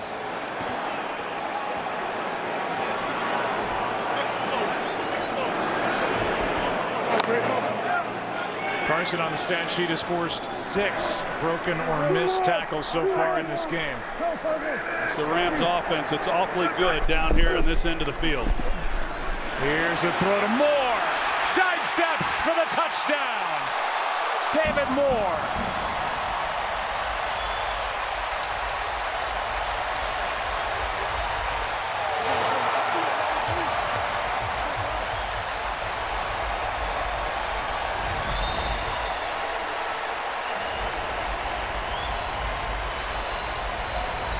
Went right around Marcus Peters. Yeah, Marcus Peters, he just simply overruns it. They get the block inside on Weddle, but it's just one-on-one with Moore on Peters, and Moore wins. It's a great job to start this drive. Great field position after the defense holds, and they capitalize. First of the year for David Moore, and now Russell Wilson in this game with 3 touchdown passes to go with just 4 incompletions. Seahawks back on top by 1.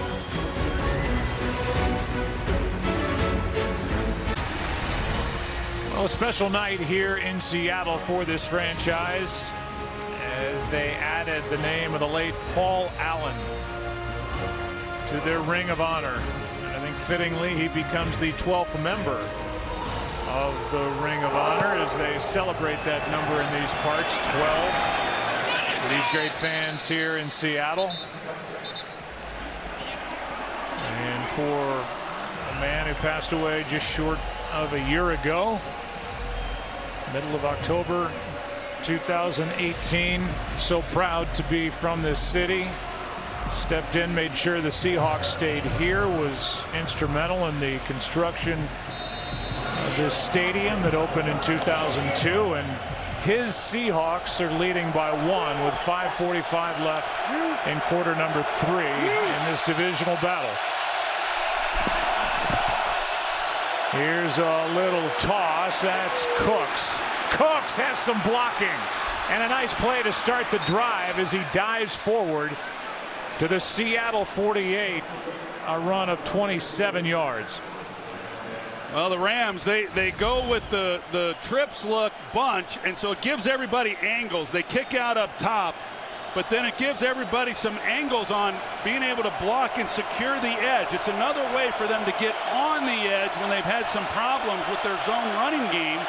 But this is one of the few times this year they've been able to get some of the gains that we've seen in previous years with those receivers on some of that action. It's a great start for this drive. Good protection here. Pass caught by Higbee. They've had him much more involved in this second half, and he forces a first down. Wrapped up by K.J. Wright, a gain of 12, and already inside field goal range of the Rams. Yeah, I think the adjustments here by the Rams at halftime have been good. They've taken advantage of the Seahawks in 4 defensive backs, and they've turned it loose throwing the ball. Here's Gurley out of the backfield after they faked it to him. He makes the catch, where he's forced out by Kendricks after a short gain of 3. It's the whole key. I mean, like I say, it's true for all quarterbacks. There's no doubt. But when Goff has time and he knows where he wants to go with the ball, he throws it as well as anybody in the game. And he's got the weapons who can really put stress on a defense. So it's paramount for this defensive front to get after him. 3 tight ends in the game for the Rams. 4 minutes left in the third quarter. Play action yet again. Goff throws back for Everett, and Gerald Everett gets around a tackle, still going. Fights his way and reaches. They're going to put him down just short of the goal line.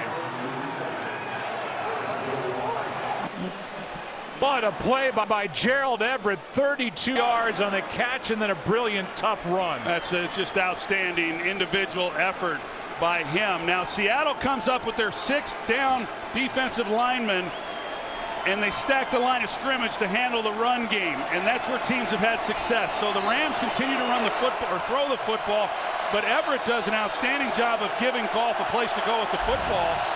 I'm not so sure he didn't get in. Yeah, I agree with you. But no challenge. Doesn't matter. Gurley pounds it in. Everett threw a great block after that catch and run. It sure looked like Everett got the touchdown. They marked him short of the end zone, and then Gurley takes it in, and the Rams are back on top. And they leave their offense out there. They're going to go for 2. Yeah, this is the right call for McVay to go for 2. I said earlier I'd wait till the fourth quarter, but here we are late in the third, and I like the decision here. But Gerald Everett, he makes the big play in the passing game, and then he comes in and helps secure that for the touchdown. First 2-point try of the year for the Rams. Quick snap. Goff reaches and got it. Jared Goff, before the knees went down, reached out with the right arm and got it in. That's the call. Here's the look. Oh, that is really close. And they'll obviously review that. Knee is down, and I don't think the ball's broken the plane of the goal line. Mike Pereira, what do you think? Yeah, neither do I. The shin is down, and the shot down the line shows here you can actually see the ball. So to me, you have enough evidence here that is clear and obvious that the ball is short before it breaks the plane. Yeah, if they rule this short, you can thank Al Woods for that. He does a great job. There's the knee down. It's close. If it's not overturned, you can thank Gurley and Trey Flowers because they're kind of in the shot. And as Mike said, it's the shin of Goff, not the knee. We'll see what the call is. We'll be right back after this short message from Hulu. Reviewing the try, the runner was short. The try is no good. And instead of a 7-point lead, it's a 5-point lead. And as you said, Troy, that's thanks to the strong tackle by Al Woods. Yeah, really good. I mean, no one's expecting Jared Goff to run the quarterback draw, and Woods is there. He just, hog-tied him right there at the goal line. That's really nice work by him. Woods has been around the block a few times in his NFL career. He's 32 years old, his 10th year. Jaron Reed is on his way back, suspended for the first 6 games. Guy who had 10.5 sacks a year ago. That means he's eligible to come back against the Ravens week 7, but Woods just made a big play. Yeah, Al Woods, his second stint here with Seattle. He was with the Seahawks back in 2011, Pete Carroll's second year. He's only got 4.5 career sacks, so you don't have to be real smart to understand why he's in the lineup, and that's to make plays like that in the run game. What a game. We've had 4 lead changes, 2 ties. And a 5-point LA lead with 3:07 left in the third. And now back to work is Russell Wilson. 13 of 17, 220, 3 touchdowns, no interceptions all year. it's interesting when you look at Russell Wilson and his completion percentage coming into this game, 72%, and this is a guy probably more than any other quarterback, so many throws down the field. He's not like he's just throwing a lot of underneath passes for the most part. They like to go down the field vertically. He's thrown some nice ones in this game. Take the handoff, good protection. Wilson flips, gives it to Disley. Nice little play. Wilson doesn't have to take a hit and ends up, the Seahawks do, with a 7-yard gain on that carry by Will Disley. You cover everybody up and you get a little pressure on Wilson, and yet he's still able to make plays to keep it in 2nd and 3.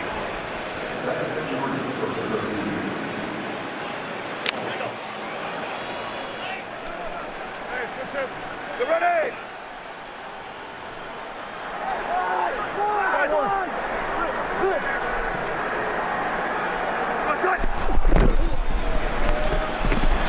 Carson. Reeder couldn't bring him down. Flag is down. Carson has a first down and more out at the 45. The flag sits at the 30.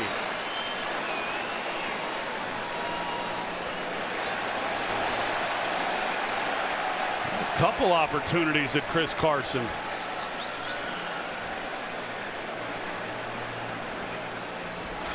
Legal use of hands to the face on the defense, number 56. 5 yards will be added to the end of the run. First down. So 5 yards added to the 13 yards picked up by Carson. There's Troy Reeder who had a shot on him. Michael Brockers had a shot at him, and then Carson, he's not just a power back. He can turn around and come back the other way. There's the penalty on Dante Fowler.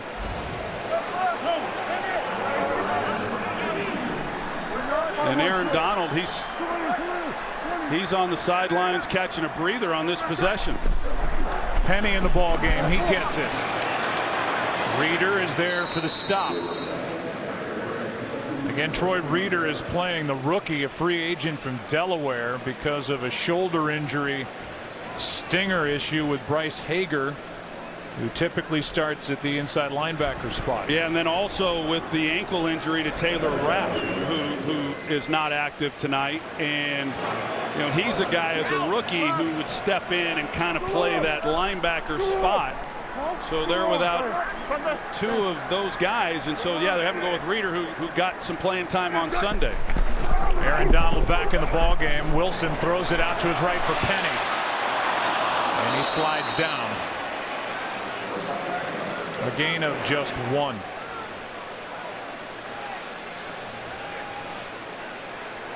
Under a minute to go in the third quarter in what is a really good game between the Seahawks and Rams. Yeah, really good game, and neither team has been good tonight here on third down. So between the two, just 1 for 10. The Seattle Seahawks 1 for 5. The Rams have yet to convert on third down. Seahawks converted their first third down try, 0 for 4 on third down since.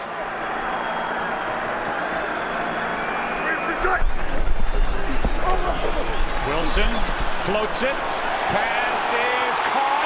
Flag is down as Rashad Penny makes the grab. And it's against the Rams. Play will stand is the early indication. Well, it's on Aqib Talib. He looked like he was totally lost, and I don't know. It did not look like a double move. I don't even think that Wilson was going in Penny's direction. Penalties decline. Well, Penny was kind of lazy coming off the ball, but Wilson's kind of in trouble having to make something happen. Aqib's not thinking he's going to throw the ball to Penny out there, and he got lazy and poor technique, and he gets beat. Didn't even matter with the penalty. 30-yard completion. Well, typically you'd say Aqib Talib on Rashad Penny. I think most people would take Aqib Talib. Handoff to Penny as they try to get him rolling. He's to the 15, and we're to the end of the third quarter. In a 5-point game, Rams on top, Seahawks moving in. Thursday Night Football presented by Bud Light Platinum. Back after this. What would a champion do? That's what you should do. How would a champion move? That's how you should move. You should be focused on you. Let's go to the fourth quarter. 2nd down and 8. So far through 3.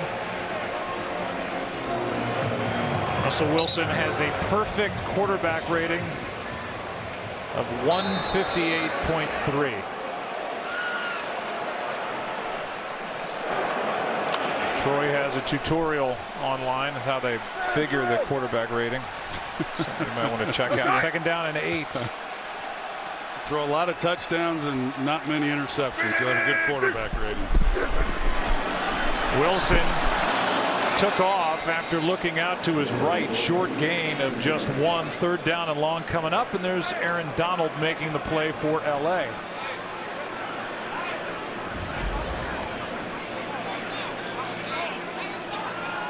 This guy's pretty much everywhere. I marvel at his production when every offense comes in and they say, I guarantee you the first thing on Mondays when these coaches get together, they talk about protection and how are we going to handle 99, and just few teams are able to do it successfully.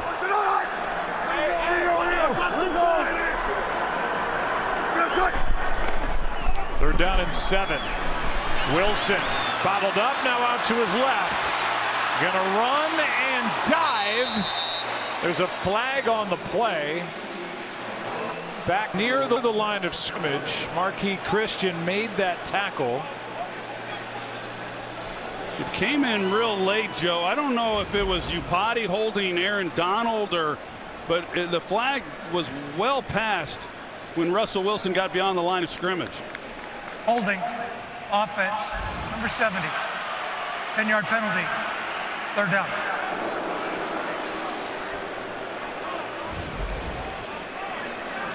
That'll be the 3rd time tonight guilty of a hold. Yeah, it was Mike Upati, the left guard. He was actually holding Michael Brockers, and it's right there, and the little acting involved too, and that's part of it. But when the quarterback, when you got a guy who can move like Wilson does, you never know exactly where that guy is as an offensive lineman. You feel a guy getting away, and there's an inclination to kind of grab. 3rd hold on Upati.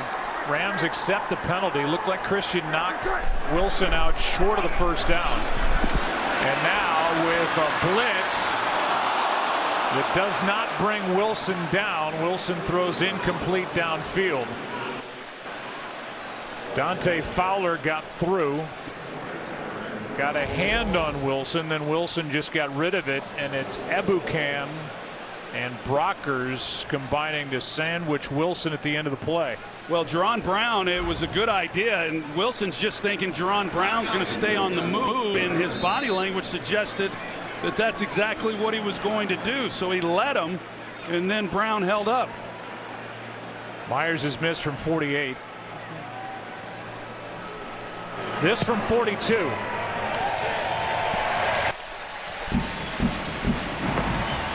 And this 5-point game just became a 2-point game.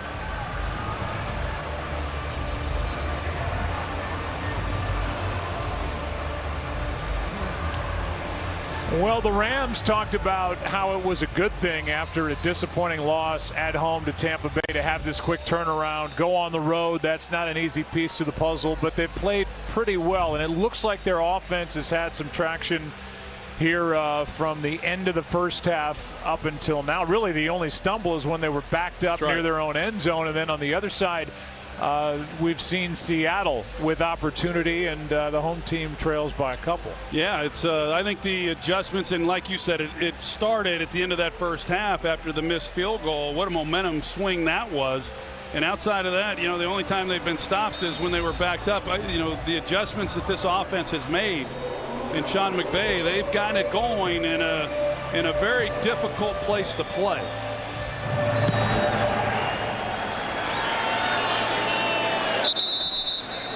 Kick goes through the end zone and out to the 25 it will come. And here comes Jared Goff. whose numbers starting to look a lot better. 18 of 29, 241. 1 touchdown. Gurley is up to 50 on 13 carries with 2 rushing touchdowns, and Kupp back in his home state, 4 catches, 52 yards, and a touchdown. Well, Jared Goff, I mean, he's a pretty calm, cool customer. I mean, he just does not get rattled. I mean, he's oblivious in some regards, which is really positive. To the rush that's around him, he's going to hang in there and he's going to keep firing. He's 16 of 22 since the first quarter. Here's Gurley, right side, and Poona Ford brings him to the turf. Gain of 2. Well, we've seen here in this second half that the Rams, for the most part, have thrown the ball on early downs against this with their 3 wide receivers against this base defense and the 3 linebackers, and they've had some success. They come with the running game there on first down, don't get much. You see what they do here. Back to the air. Goff over the middle. Pass is short of Brandon Cooks. And he makes that throw virtually every time, but Jadeveon Clowney, he's the one who comes in and he forces the errant throw.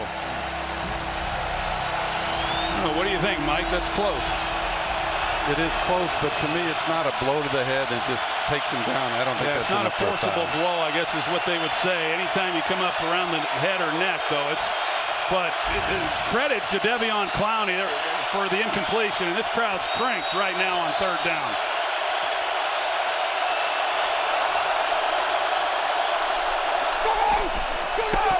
Goff down the sideline. Pass is caught.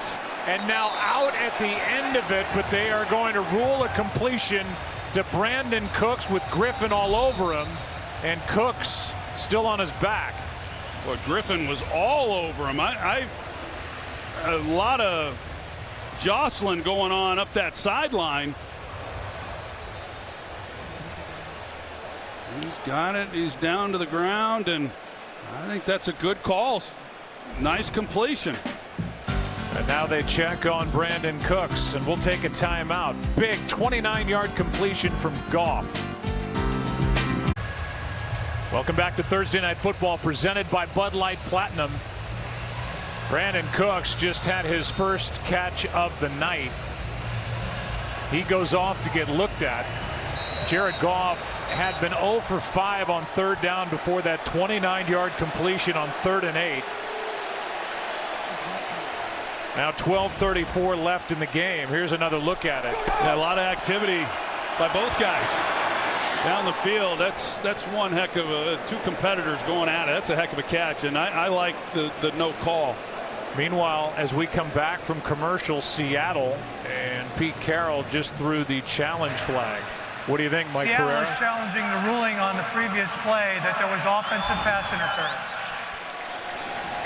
Well, I'll tell you, a couple things they can look at here. Is there offensive pass interference? It would really shock Pete Carroll if they came up with defensive pass interference after this challenge. But to me, it was hand fighting, going downfield, a little bit grabbing both ways, little fending off, little separation. Then he goes to the ground. Is it a catch? That's the other thing, because the ball does come out, but it doesn't come out until after he hits the ground and he's sliding. Then he's pulled away from. It's pulled away from him. So I really see nothing coming out of this, and I think Pete Carroll loses his challenge, period. I agree, especially with the way these calls have gone or not gone here in 2019. It just takes the egregious interference, either offensive or defensive, to get a call to happen in replay. Pete Carroll is 1 for 4 on challenges this year. 36 of 77 in his career, and we don't think he's going to win this. There have been 31 total challenges on pass interference so far this season. 7 have been reversed. Well, it's one of those situations in the game, Joe. I know there's a lot of time left with 12.5 minutes to play, but that was a big third down. I mean, it's 3rd and 8, and if it's incomplete or if it's offensive pass interference, they're forcing a long third down and possibly a punt. And you get a chance to get the ball back. And right now the Rams are set up pretty nicely. So I understand. I agree. I don't think he's going to win the challenge either. After reviewing the play, there was no offensive pass interference, and the pass was complete. Seattle will be charged with their first timeout of the second half. But I don't necessarily disagree that it was worth a shot.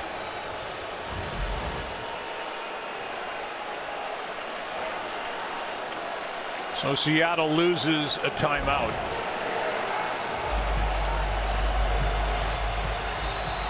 That's about as good a coverage as you can have and have a ball completed on you too. So 2 timeouts remain for Seattle.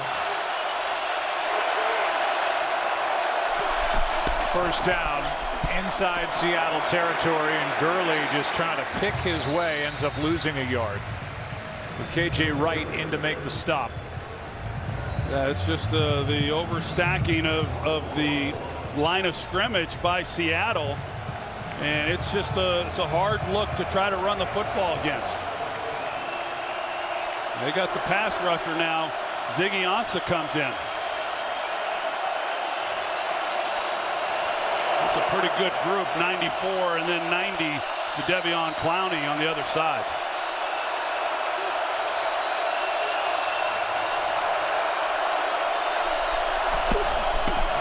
On second down, Kupp makes the catch and cannot get away from Tedrick Thompson. It's really good open field tackling there by Tedrick Thompson. How many times have we seen Cooper Kupp make a guy miss and then he's off for another 15-20 yard gain? Not easy, but at least it forces another third down. They're inside field goal range at the moment for Zuerlein. It would be 56 from here. 3rd and 4.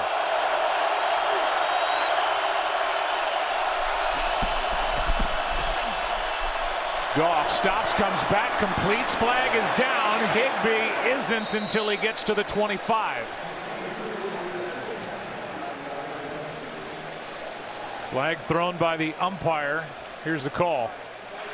Legal use of hands, hands to the face on the offense, number 77. 10-yard penalty, 3rd down. That's against the 14-year pro Andrew Whitworth.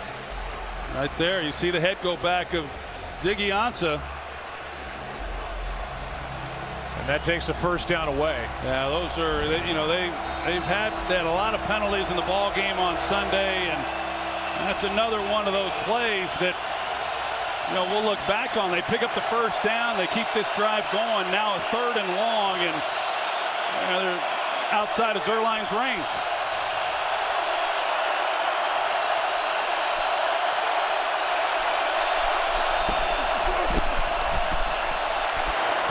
Is caught by Kupp for the first down. Everett was wide open underneath, and Goff found Kupp further downfield. I'm with you, Joe. I saw Everett underneath, and I just knew that's where he was going to go with the football. Everyone else is running out. He likely picks up the first down himself, but what a beautiful throw by Goff, laying this over Taylor by not much.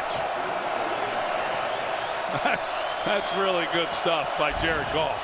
And Mr. Reliable Cooper Kupp, who came in leading the league in 3rd down receptions, gets one for 26. Goff, Woods, and out of bounds. Out of bounds is the call. A little bit of a delay as the two officials look at each other, and let's take a look. It's about his left foot, I thought, that whether or not he got it down, and I think that's a good call. Able to hang on to the ball, no complaint from Woods whatsoever.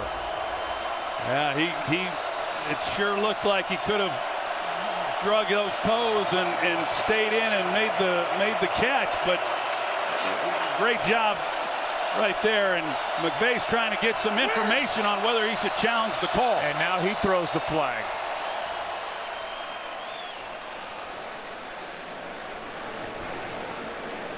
So now the Rams will challenge. I don't know if he just ran out of time. It didn't look like McVay was getting much help upstairs. I agree. Because I think I think that was a good call and, Los and not a Angeles is touchdown. challenging the ruling on the field that the pass was incomplete. We take a look at the right knee coming down. Mike Pereira, what do you see? I think that they come down. The knee comes down simultaneous with the forearm that hits the ground. If they come down simultaneous, that means it's an incomplete pass. And of course, don't forget the standard here, that it has to be clear and obvious to overturn. And I think this is another one that they will let stand as called as incomplete. And by the way, I think a heck of a call by Mike Weatherford, the field judge, who has a really tough decision to make here. Well, now both teams that are out on the field look at the replay on the board here, and both are pleading their own case and almost celebrating. Rams think it's a touchdown. Seahawks think it's incomplete. And there's the official right there looking at it. If the knee gets down first, then it's a completion. But as Mike said, it looked like simultaneously the knee and the forearms come down. The forearms hit out of bounds.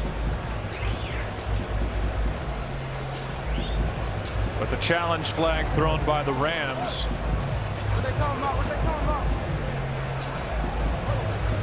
And if the Rams don't win the challenge, then they're down to 2 timeouts with 10 minutes left.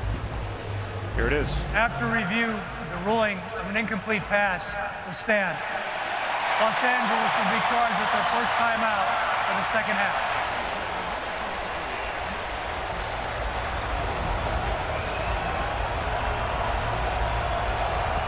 Here is McVay looking for information. He didn't throw the flag, but it was thrown from his sideline as he was pleading to see from up top if that was something that the Rams should challenge. Brings up 2nd and 10.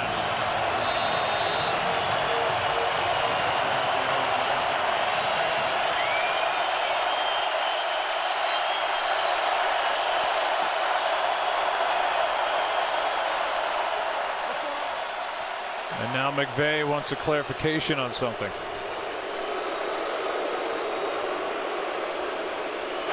I think, Los Joe, Angeles won their first challenge and did not get the second challenge right. By rule, they are out of challenges for the rest of the game. So they're 1 for 2 on challenges, Mike. That was the clarification. Yeah, and Scott Novak just wanted to make sure that he knew that, because if he were to throw the challenge flag without having challenges left, it would cost him a 15-yard penalty. 2nd down and 10.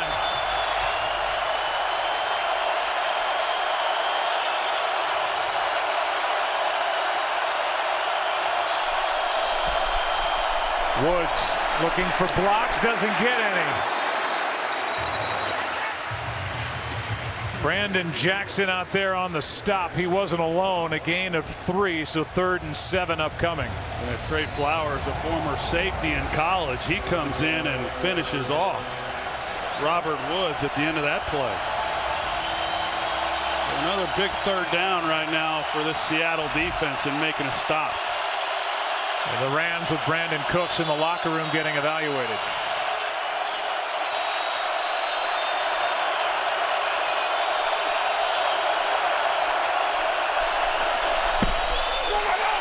Goff, Cup overthrown. It's 4th down. Well, Seattle goes with a 5-man rush and good coverage. Goff without time to really be able to set his feet and try to deliver the ball accurately. You're going to see he's having to try to lay that, and generally if he had time he'd be able to lay this and let Cooper Kupp go get it.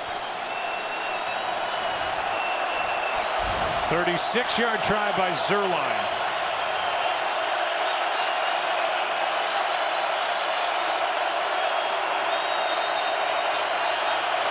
Good snap, good hold, good kick. And after the Seahawks got the 42-yarder from Jason Myers, Zuerlein answers. And it's a 5-point game again in Seattle. Welcome back to Thursday Night Football, presented by Bud Light Platinum. Beautiful night in Seattle, Washington. And what a game. 5-point Rams lead with 9:19 left in this matchup of two 3-1 teams. Seahawks coming off a win in Glendale, Arizona, and the Rams coming off a shocking home loss to the Bucs.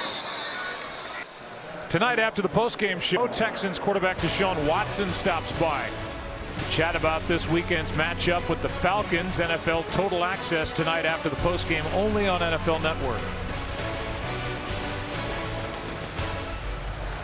Well, you look at this drive right now, Joe, for Seattle and Russell Wilson. You know, a lot of pressure on him right now. I know there's still 9 minutes left to go in the game, but the way that the Rams have been able to move the football, the only time they've been stopped is when they were backed up to start that drive on the 1-yard line. Down 5. He's got to capitalize on whatever possessions he might have left. Fake the handoff. Wilson avoids a sack by Matthews and floats it for a first down to Lockett. That's only the 19th offensive play for the Seahawks in this half, and Wilson now 6 for 8 for 73 yards and a touchdown in this second half. Russell Wilson has only been sacked, what, one time in this game. It's not been because he's had all day back there to throw the football. I mean, he's been able to make some things happen. Fortunately for Seattle.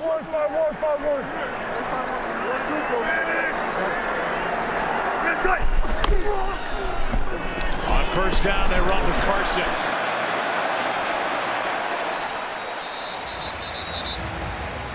Forward progress up near the 45, a gain of 8. Well, they've been able to maintain some balance with the ability to run the football with Carson. That has certainly helped them. Some good tough running there on first down. Carson 19 carries, 85 yards at 4.5 yards a carry.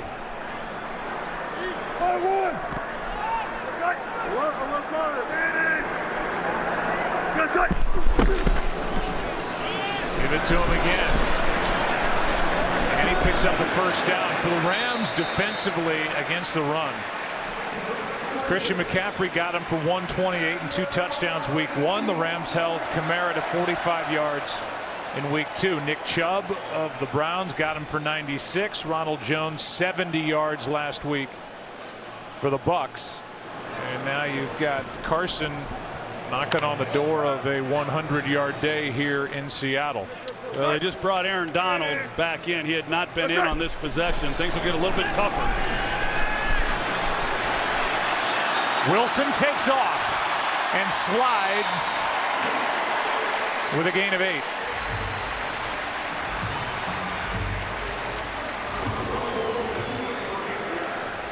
Signed that big contract extension in March. He is locked up through 2023.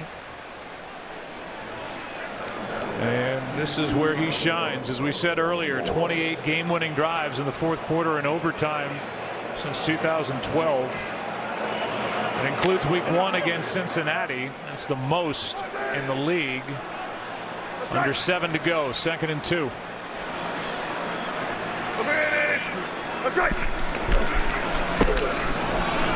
Carson. Depends on where they put it down. Looked like he was a bit short, but initially when they came in to spot it, it did look like they were going to initially spot it short, and they do. It is. Seahawks hurry up. They give to Carson, and he gets the first down. They went on an 8+ minute drive to close out the game last week against Arizona. The game was really never in doubt, but the good teams have that ability to take over late in a ball game, hang on to the ball, drive it down the field, and get what they need. Yeah, they got a chance. We'll see what they're able to do. Right now, they're not thinking so much about taking the clock all the way down as much as they are coming away with a touchdown. Chris Carson just left the game. Rashad Penny. I would expect a shot here down the field. They've run the ball. It's been tough sledding. See if they can't get something going. Play action here, and Wilson just gets rid of it. And they're going to throw a flag on Clay Matthews for the hit on Wilson. Matthews is pleading his case. He was doing so before the flag was thrown to the Seattle sideline, saying I hit him with my shoulder and I hit him in his shoulder. I don't like the call at all. I don't like this call at all. Well, they're getting together. I wonder if they pick it up. They were trying to take a shot down the field. Personal foul, roughing the passer on the defense number 52. 15-yard penalty, automatic first down. Mike Pereira. Yeah, it's one of those when you're out of the pocket, you lose certain protections, but still you have protection of the head or neck. But to me, this is shoulder to shoulder, not late. You want to try to protect the quarterback, but I think they could have gone certainly without making this call. Yeah, like you said, the officials right there watching the whole thing, and just those calls, and he's trying to explain, hey, it was shoulder, and hey, those calls wins and they lose games, and I don't like that at all.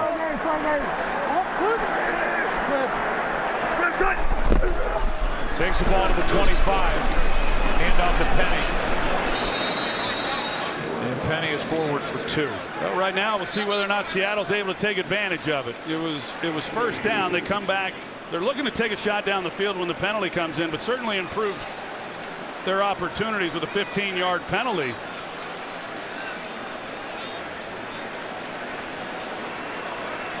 Carson comes back in for Seattle. Now you're down to 5 minutes left in the game. And Seattle trails by 5. 2nd and 8.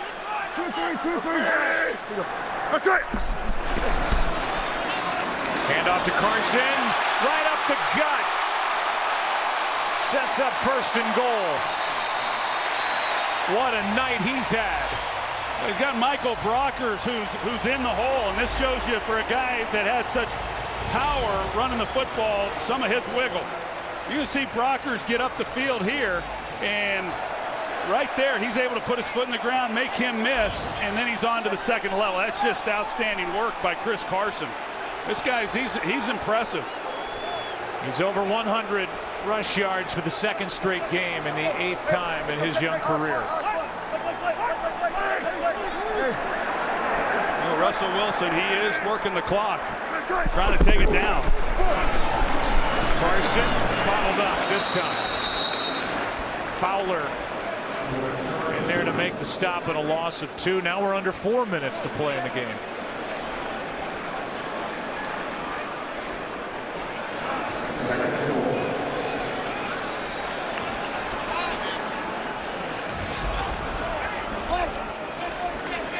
Russell Wilson was up to the line trying to get the ball snapped quickly, but the official held it up because the Seahawks had substituted. So the Rams had a chance to answer.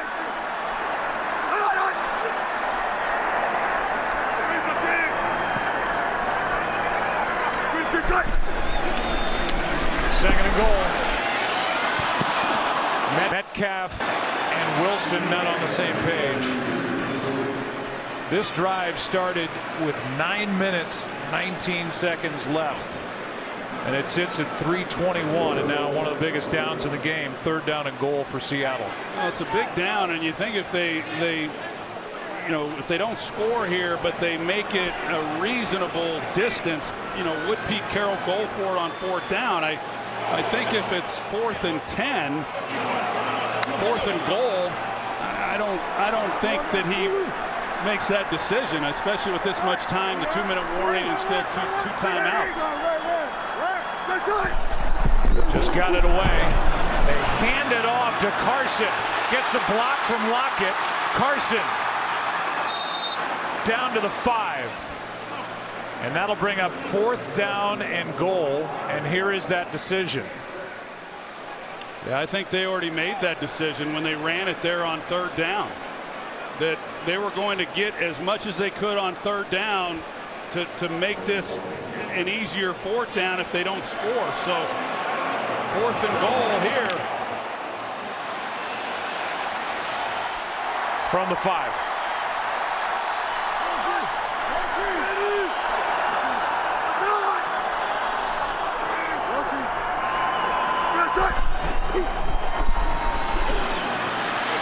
Wilson steps through, flips, wide open, and caught after a juggle for the touchdown, Carson.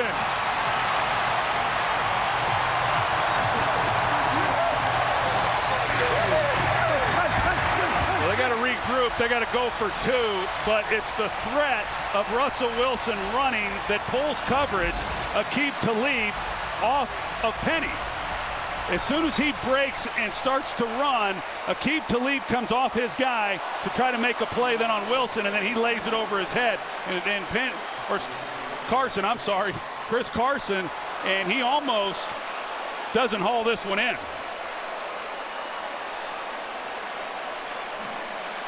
That's off the threat his of the run.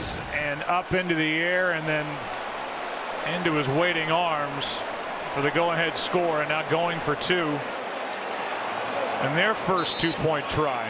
Matthews thinking about that roughing the passer call on this possession.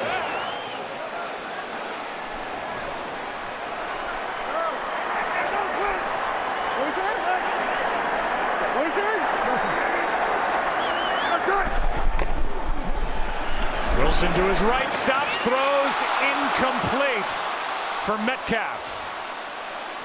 And defending was Peters.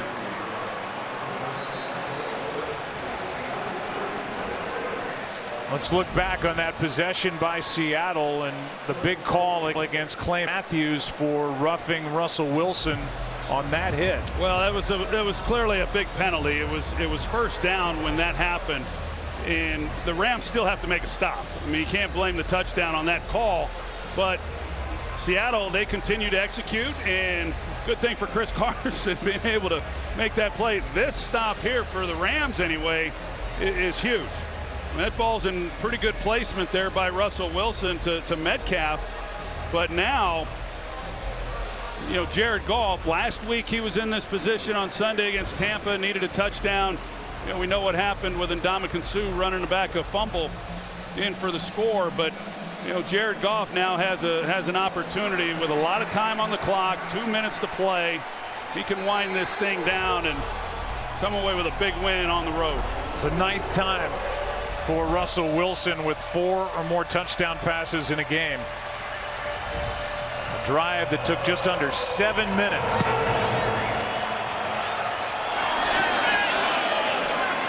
The Rams will have it at their 25, down by 1. More great football on Fox this Sunday. America's Game of the Week.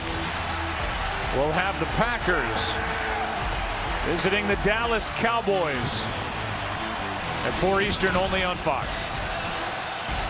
That'll be another big game. Both teams coming off tough losses last week. Right now, Seattle just needs to figure out a way to make a stop. They have not been able to do that.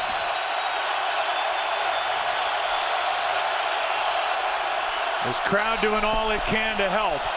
Goff backpedaling, finds Kupp. A spin and out of bounds with a first down. In case you're wondering, Greg Zuerlein is career-long 61 yards. That means the 43-yard line of the Seahawks in this case brings him into play.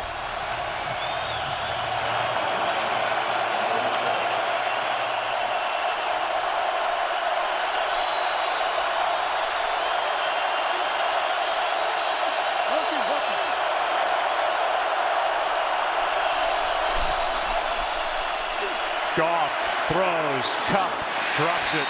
Throw was a bit low, off the hands of Kupp, with pressure by KJ Wright on Jared Goff. Well, you don't see that very often, do you?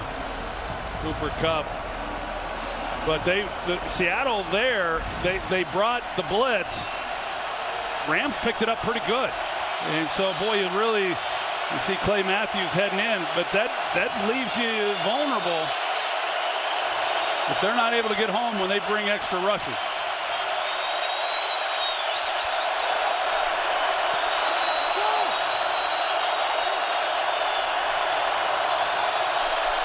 Still no Brandon Cooks for LA. Goff. Pass broken up. Woods the target with McDougal right there for Seattle.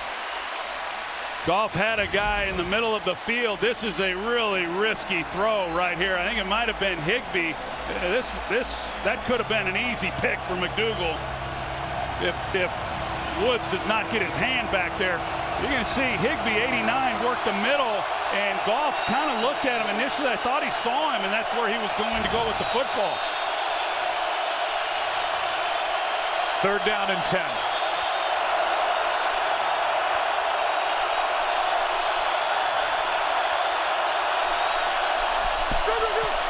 Goff throws, pass incomplete for Everett.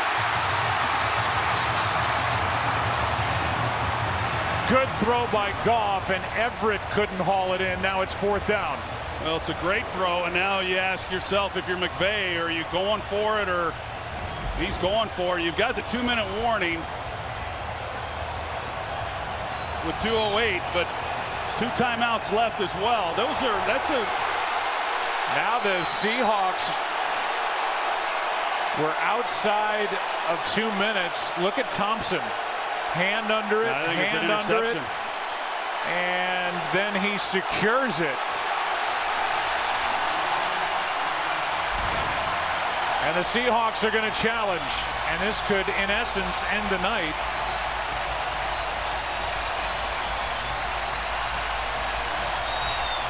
The crowd saw it on the replay board, and now you see it. What an effort by Tedrick Thompson. That's such a great job by him, keeping it alive. It sure looks to me like that ball's intercepted.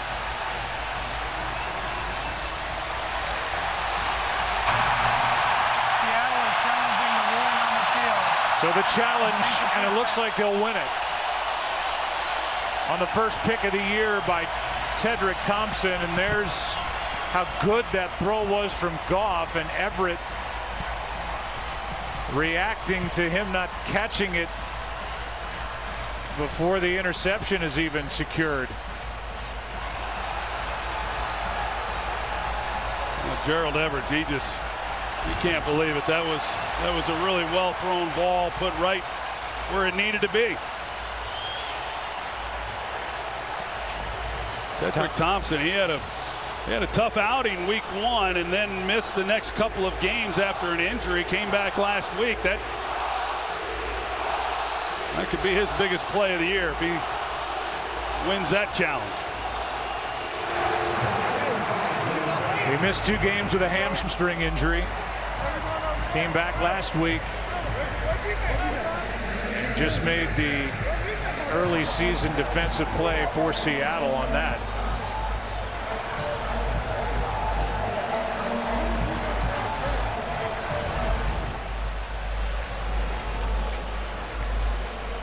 What an effort to stretch, get his right hand under it, and then secure it.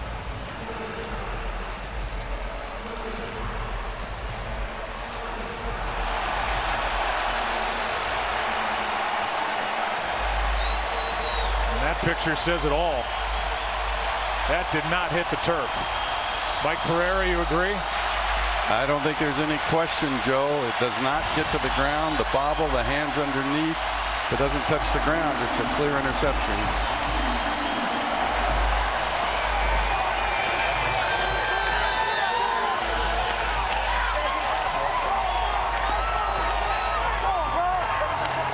Well, there's 2:08 left. You'll get a stop at the 2-minute warning. The Rams have 2 timeouts. It sure looks like the Seahawks are going to take over.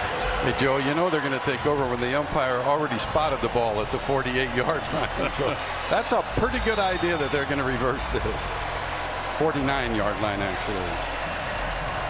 Thompson was watching those pictures on the scoreboard, then broke into his celebration. What a play. Here's the call. After reviewing the play, the defender had his hands underneath the ball and maintained possession. It is an interception. Seattle will not be charged with the timeout. It will be 1st and 10 at Seattle's 49-yard line.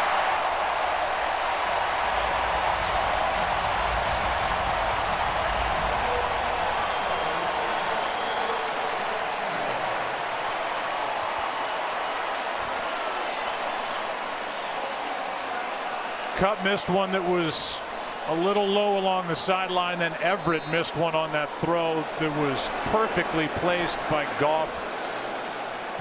It went off his hands, and then the interception. So now with a stop coming at the 2-minute warning at some point and 2 timeouts for the Rams. Seahawks need a first down to ice this game, and Carson just keeps on plowing ahead. Gets 3. And that will take us to the 2-minute warning. What a play by Tedrick Thompson. Seattle out in front by 1 with the ball and 2 minutes left. Off the hands of Gerald Everett. Somehow onto the right hand of Tedrick Thompson, the left hand up into the air, and then the pick.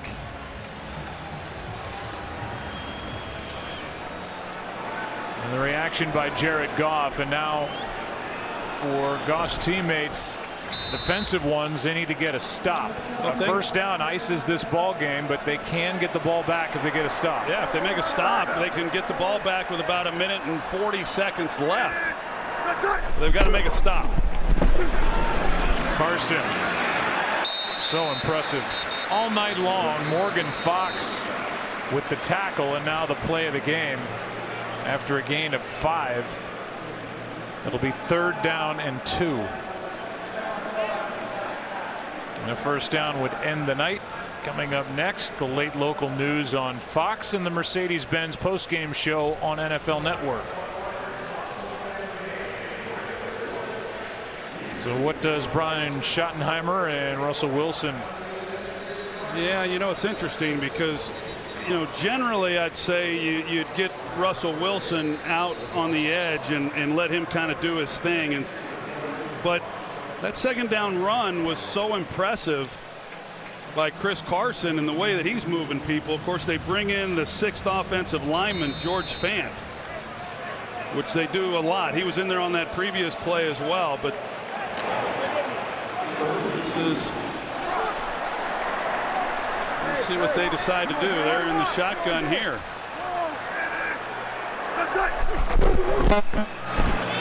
Wilson flips. Lockett wrapped up on the Seattle side of midfield. And instead of just pounding it straight ahead, Wilson keeps, then flips.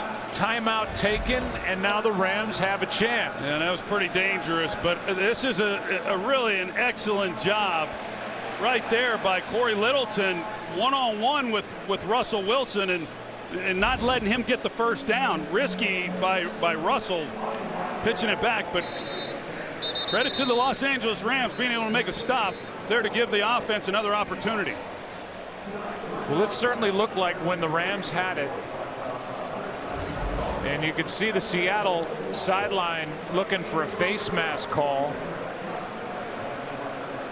Marcus Peters got his hand up. Mike, do you see a face mask there? Well, I see the hand up in the face. Remember, that's the old classic 5-yarder to me.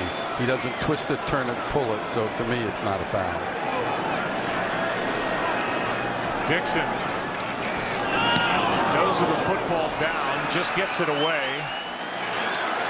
And the return by Natson. Pursued and wrapped up inside the 10 by Travis Homer. A rookie tailback out of Miami. That's a great job by Natson, you know, making the first guy miss, trying to get a return off, but just excellent pursuit by this Seattle unit, not letting him go anywhere.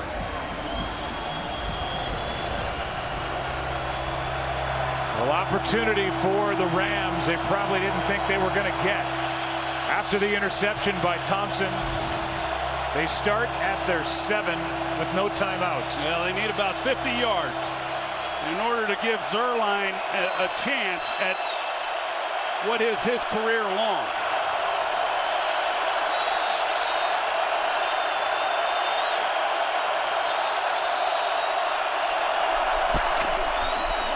Four-man rush. Pass is to Everett, who had that miss a moment ago. And he is wrapped up with a gain of 9 by Bobby Wagner. Crowd trying to stay in it and stay loud. 2nd and 1. Goff. Pass is nearly picked.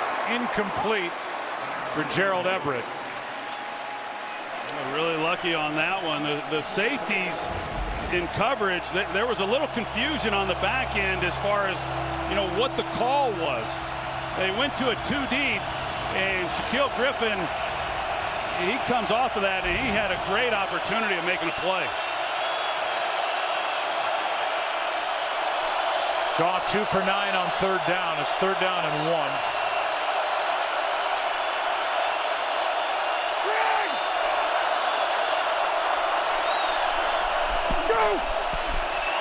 Pass is caught by Woods, and he's out of bounds. So Woods makes the catch, scoots out of bounds at the 27, a 10-yard gain. It's 1st down with still over a minute left, no timeouts. It's a really well-designed play there, and Seattle, of course, just trying to keep everything underneath. This is underneath, but Kupp gets about 10. That's right. Yeah, there's and still over a minute to play. So marked him out just short of the 1st down. So 2nd and 1. Yeah, they're trying to play 2 deep safeties, allow them to play a little bit tighter underneath, but the Rams have been able to get some easy yards. And now a false start. There won't be a 10-second runoff. The clock was stopped. False start. Offense. Number 79. 5-yard penalty. 2nd down. That's the 3rd false start this year for Havenstein, and the 1st false start of the night for the Rams in this loud Seattle home.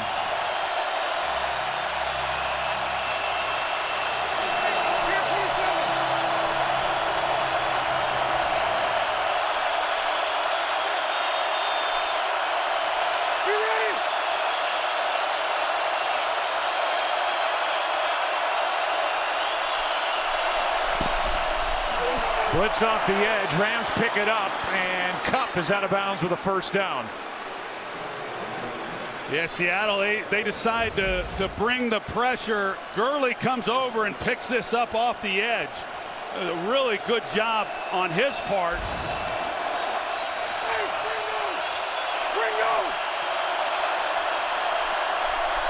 From the 42 on 1st down, Goff throws, pass caught. Everett. The ball comes out, and they're going to say Everett was down at the 30. And the Rams are already in field goal range. Here's the play. Touched, goes down, hits. They should maintain possession. Gerald Everett, he's had some suspect plays, but I think that was a good call by the officials. On 1st down. Incomplete. 24 seconds left. Right now, Goff needs those outside breaking routes like that when it's tight coverage. We've seen opportunities for Seattle to make plays. They're well within Zuerlein's range. He's got to be really smart with the football. Cannot take a sack. Certainly not put the ball in harm's way. It would be a 48-yard try from this spot.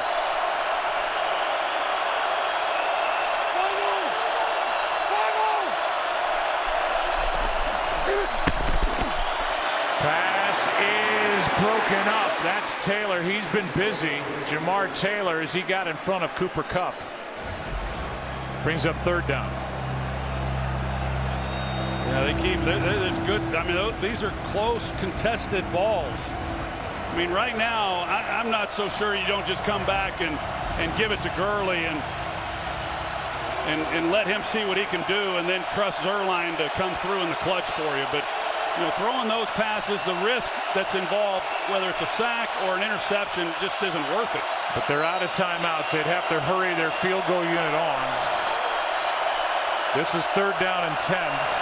Play clock at 1. And that's going to cost him 5 yards. Delay game on the offense. 5-yard penalty. 3rd down. And that just became a 53-yard field goal because of that.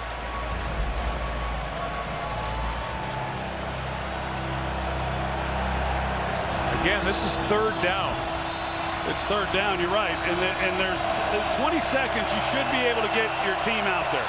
And they're ready to go, but depending on how much time is run, I mean,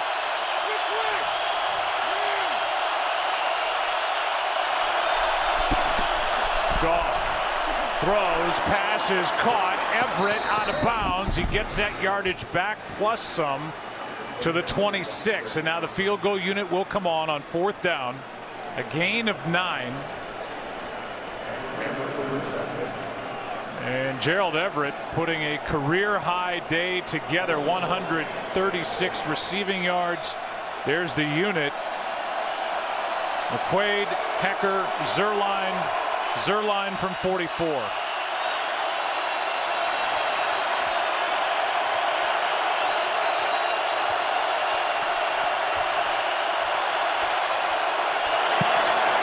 Zerline missed it.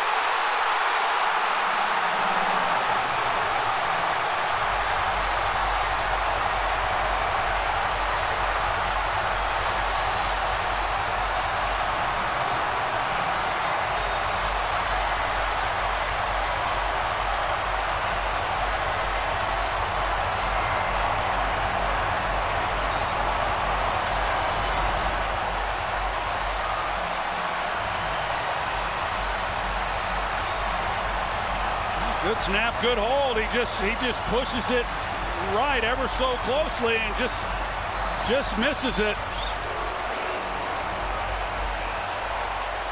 And the miss on a 44-yard try for Zerline, who's had 8 career game-winning kicks, including the 57-yard field goal at New Orleans that sent the Rams to Super Bowl 53. Misses wide right, and the Seahawks are 4-1.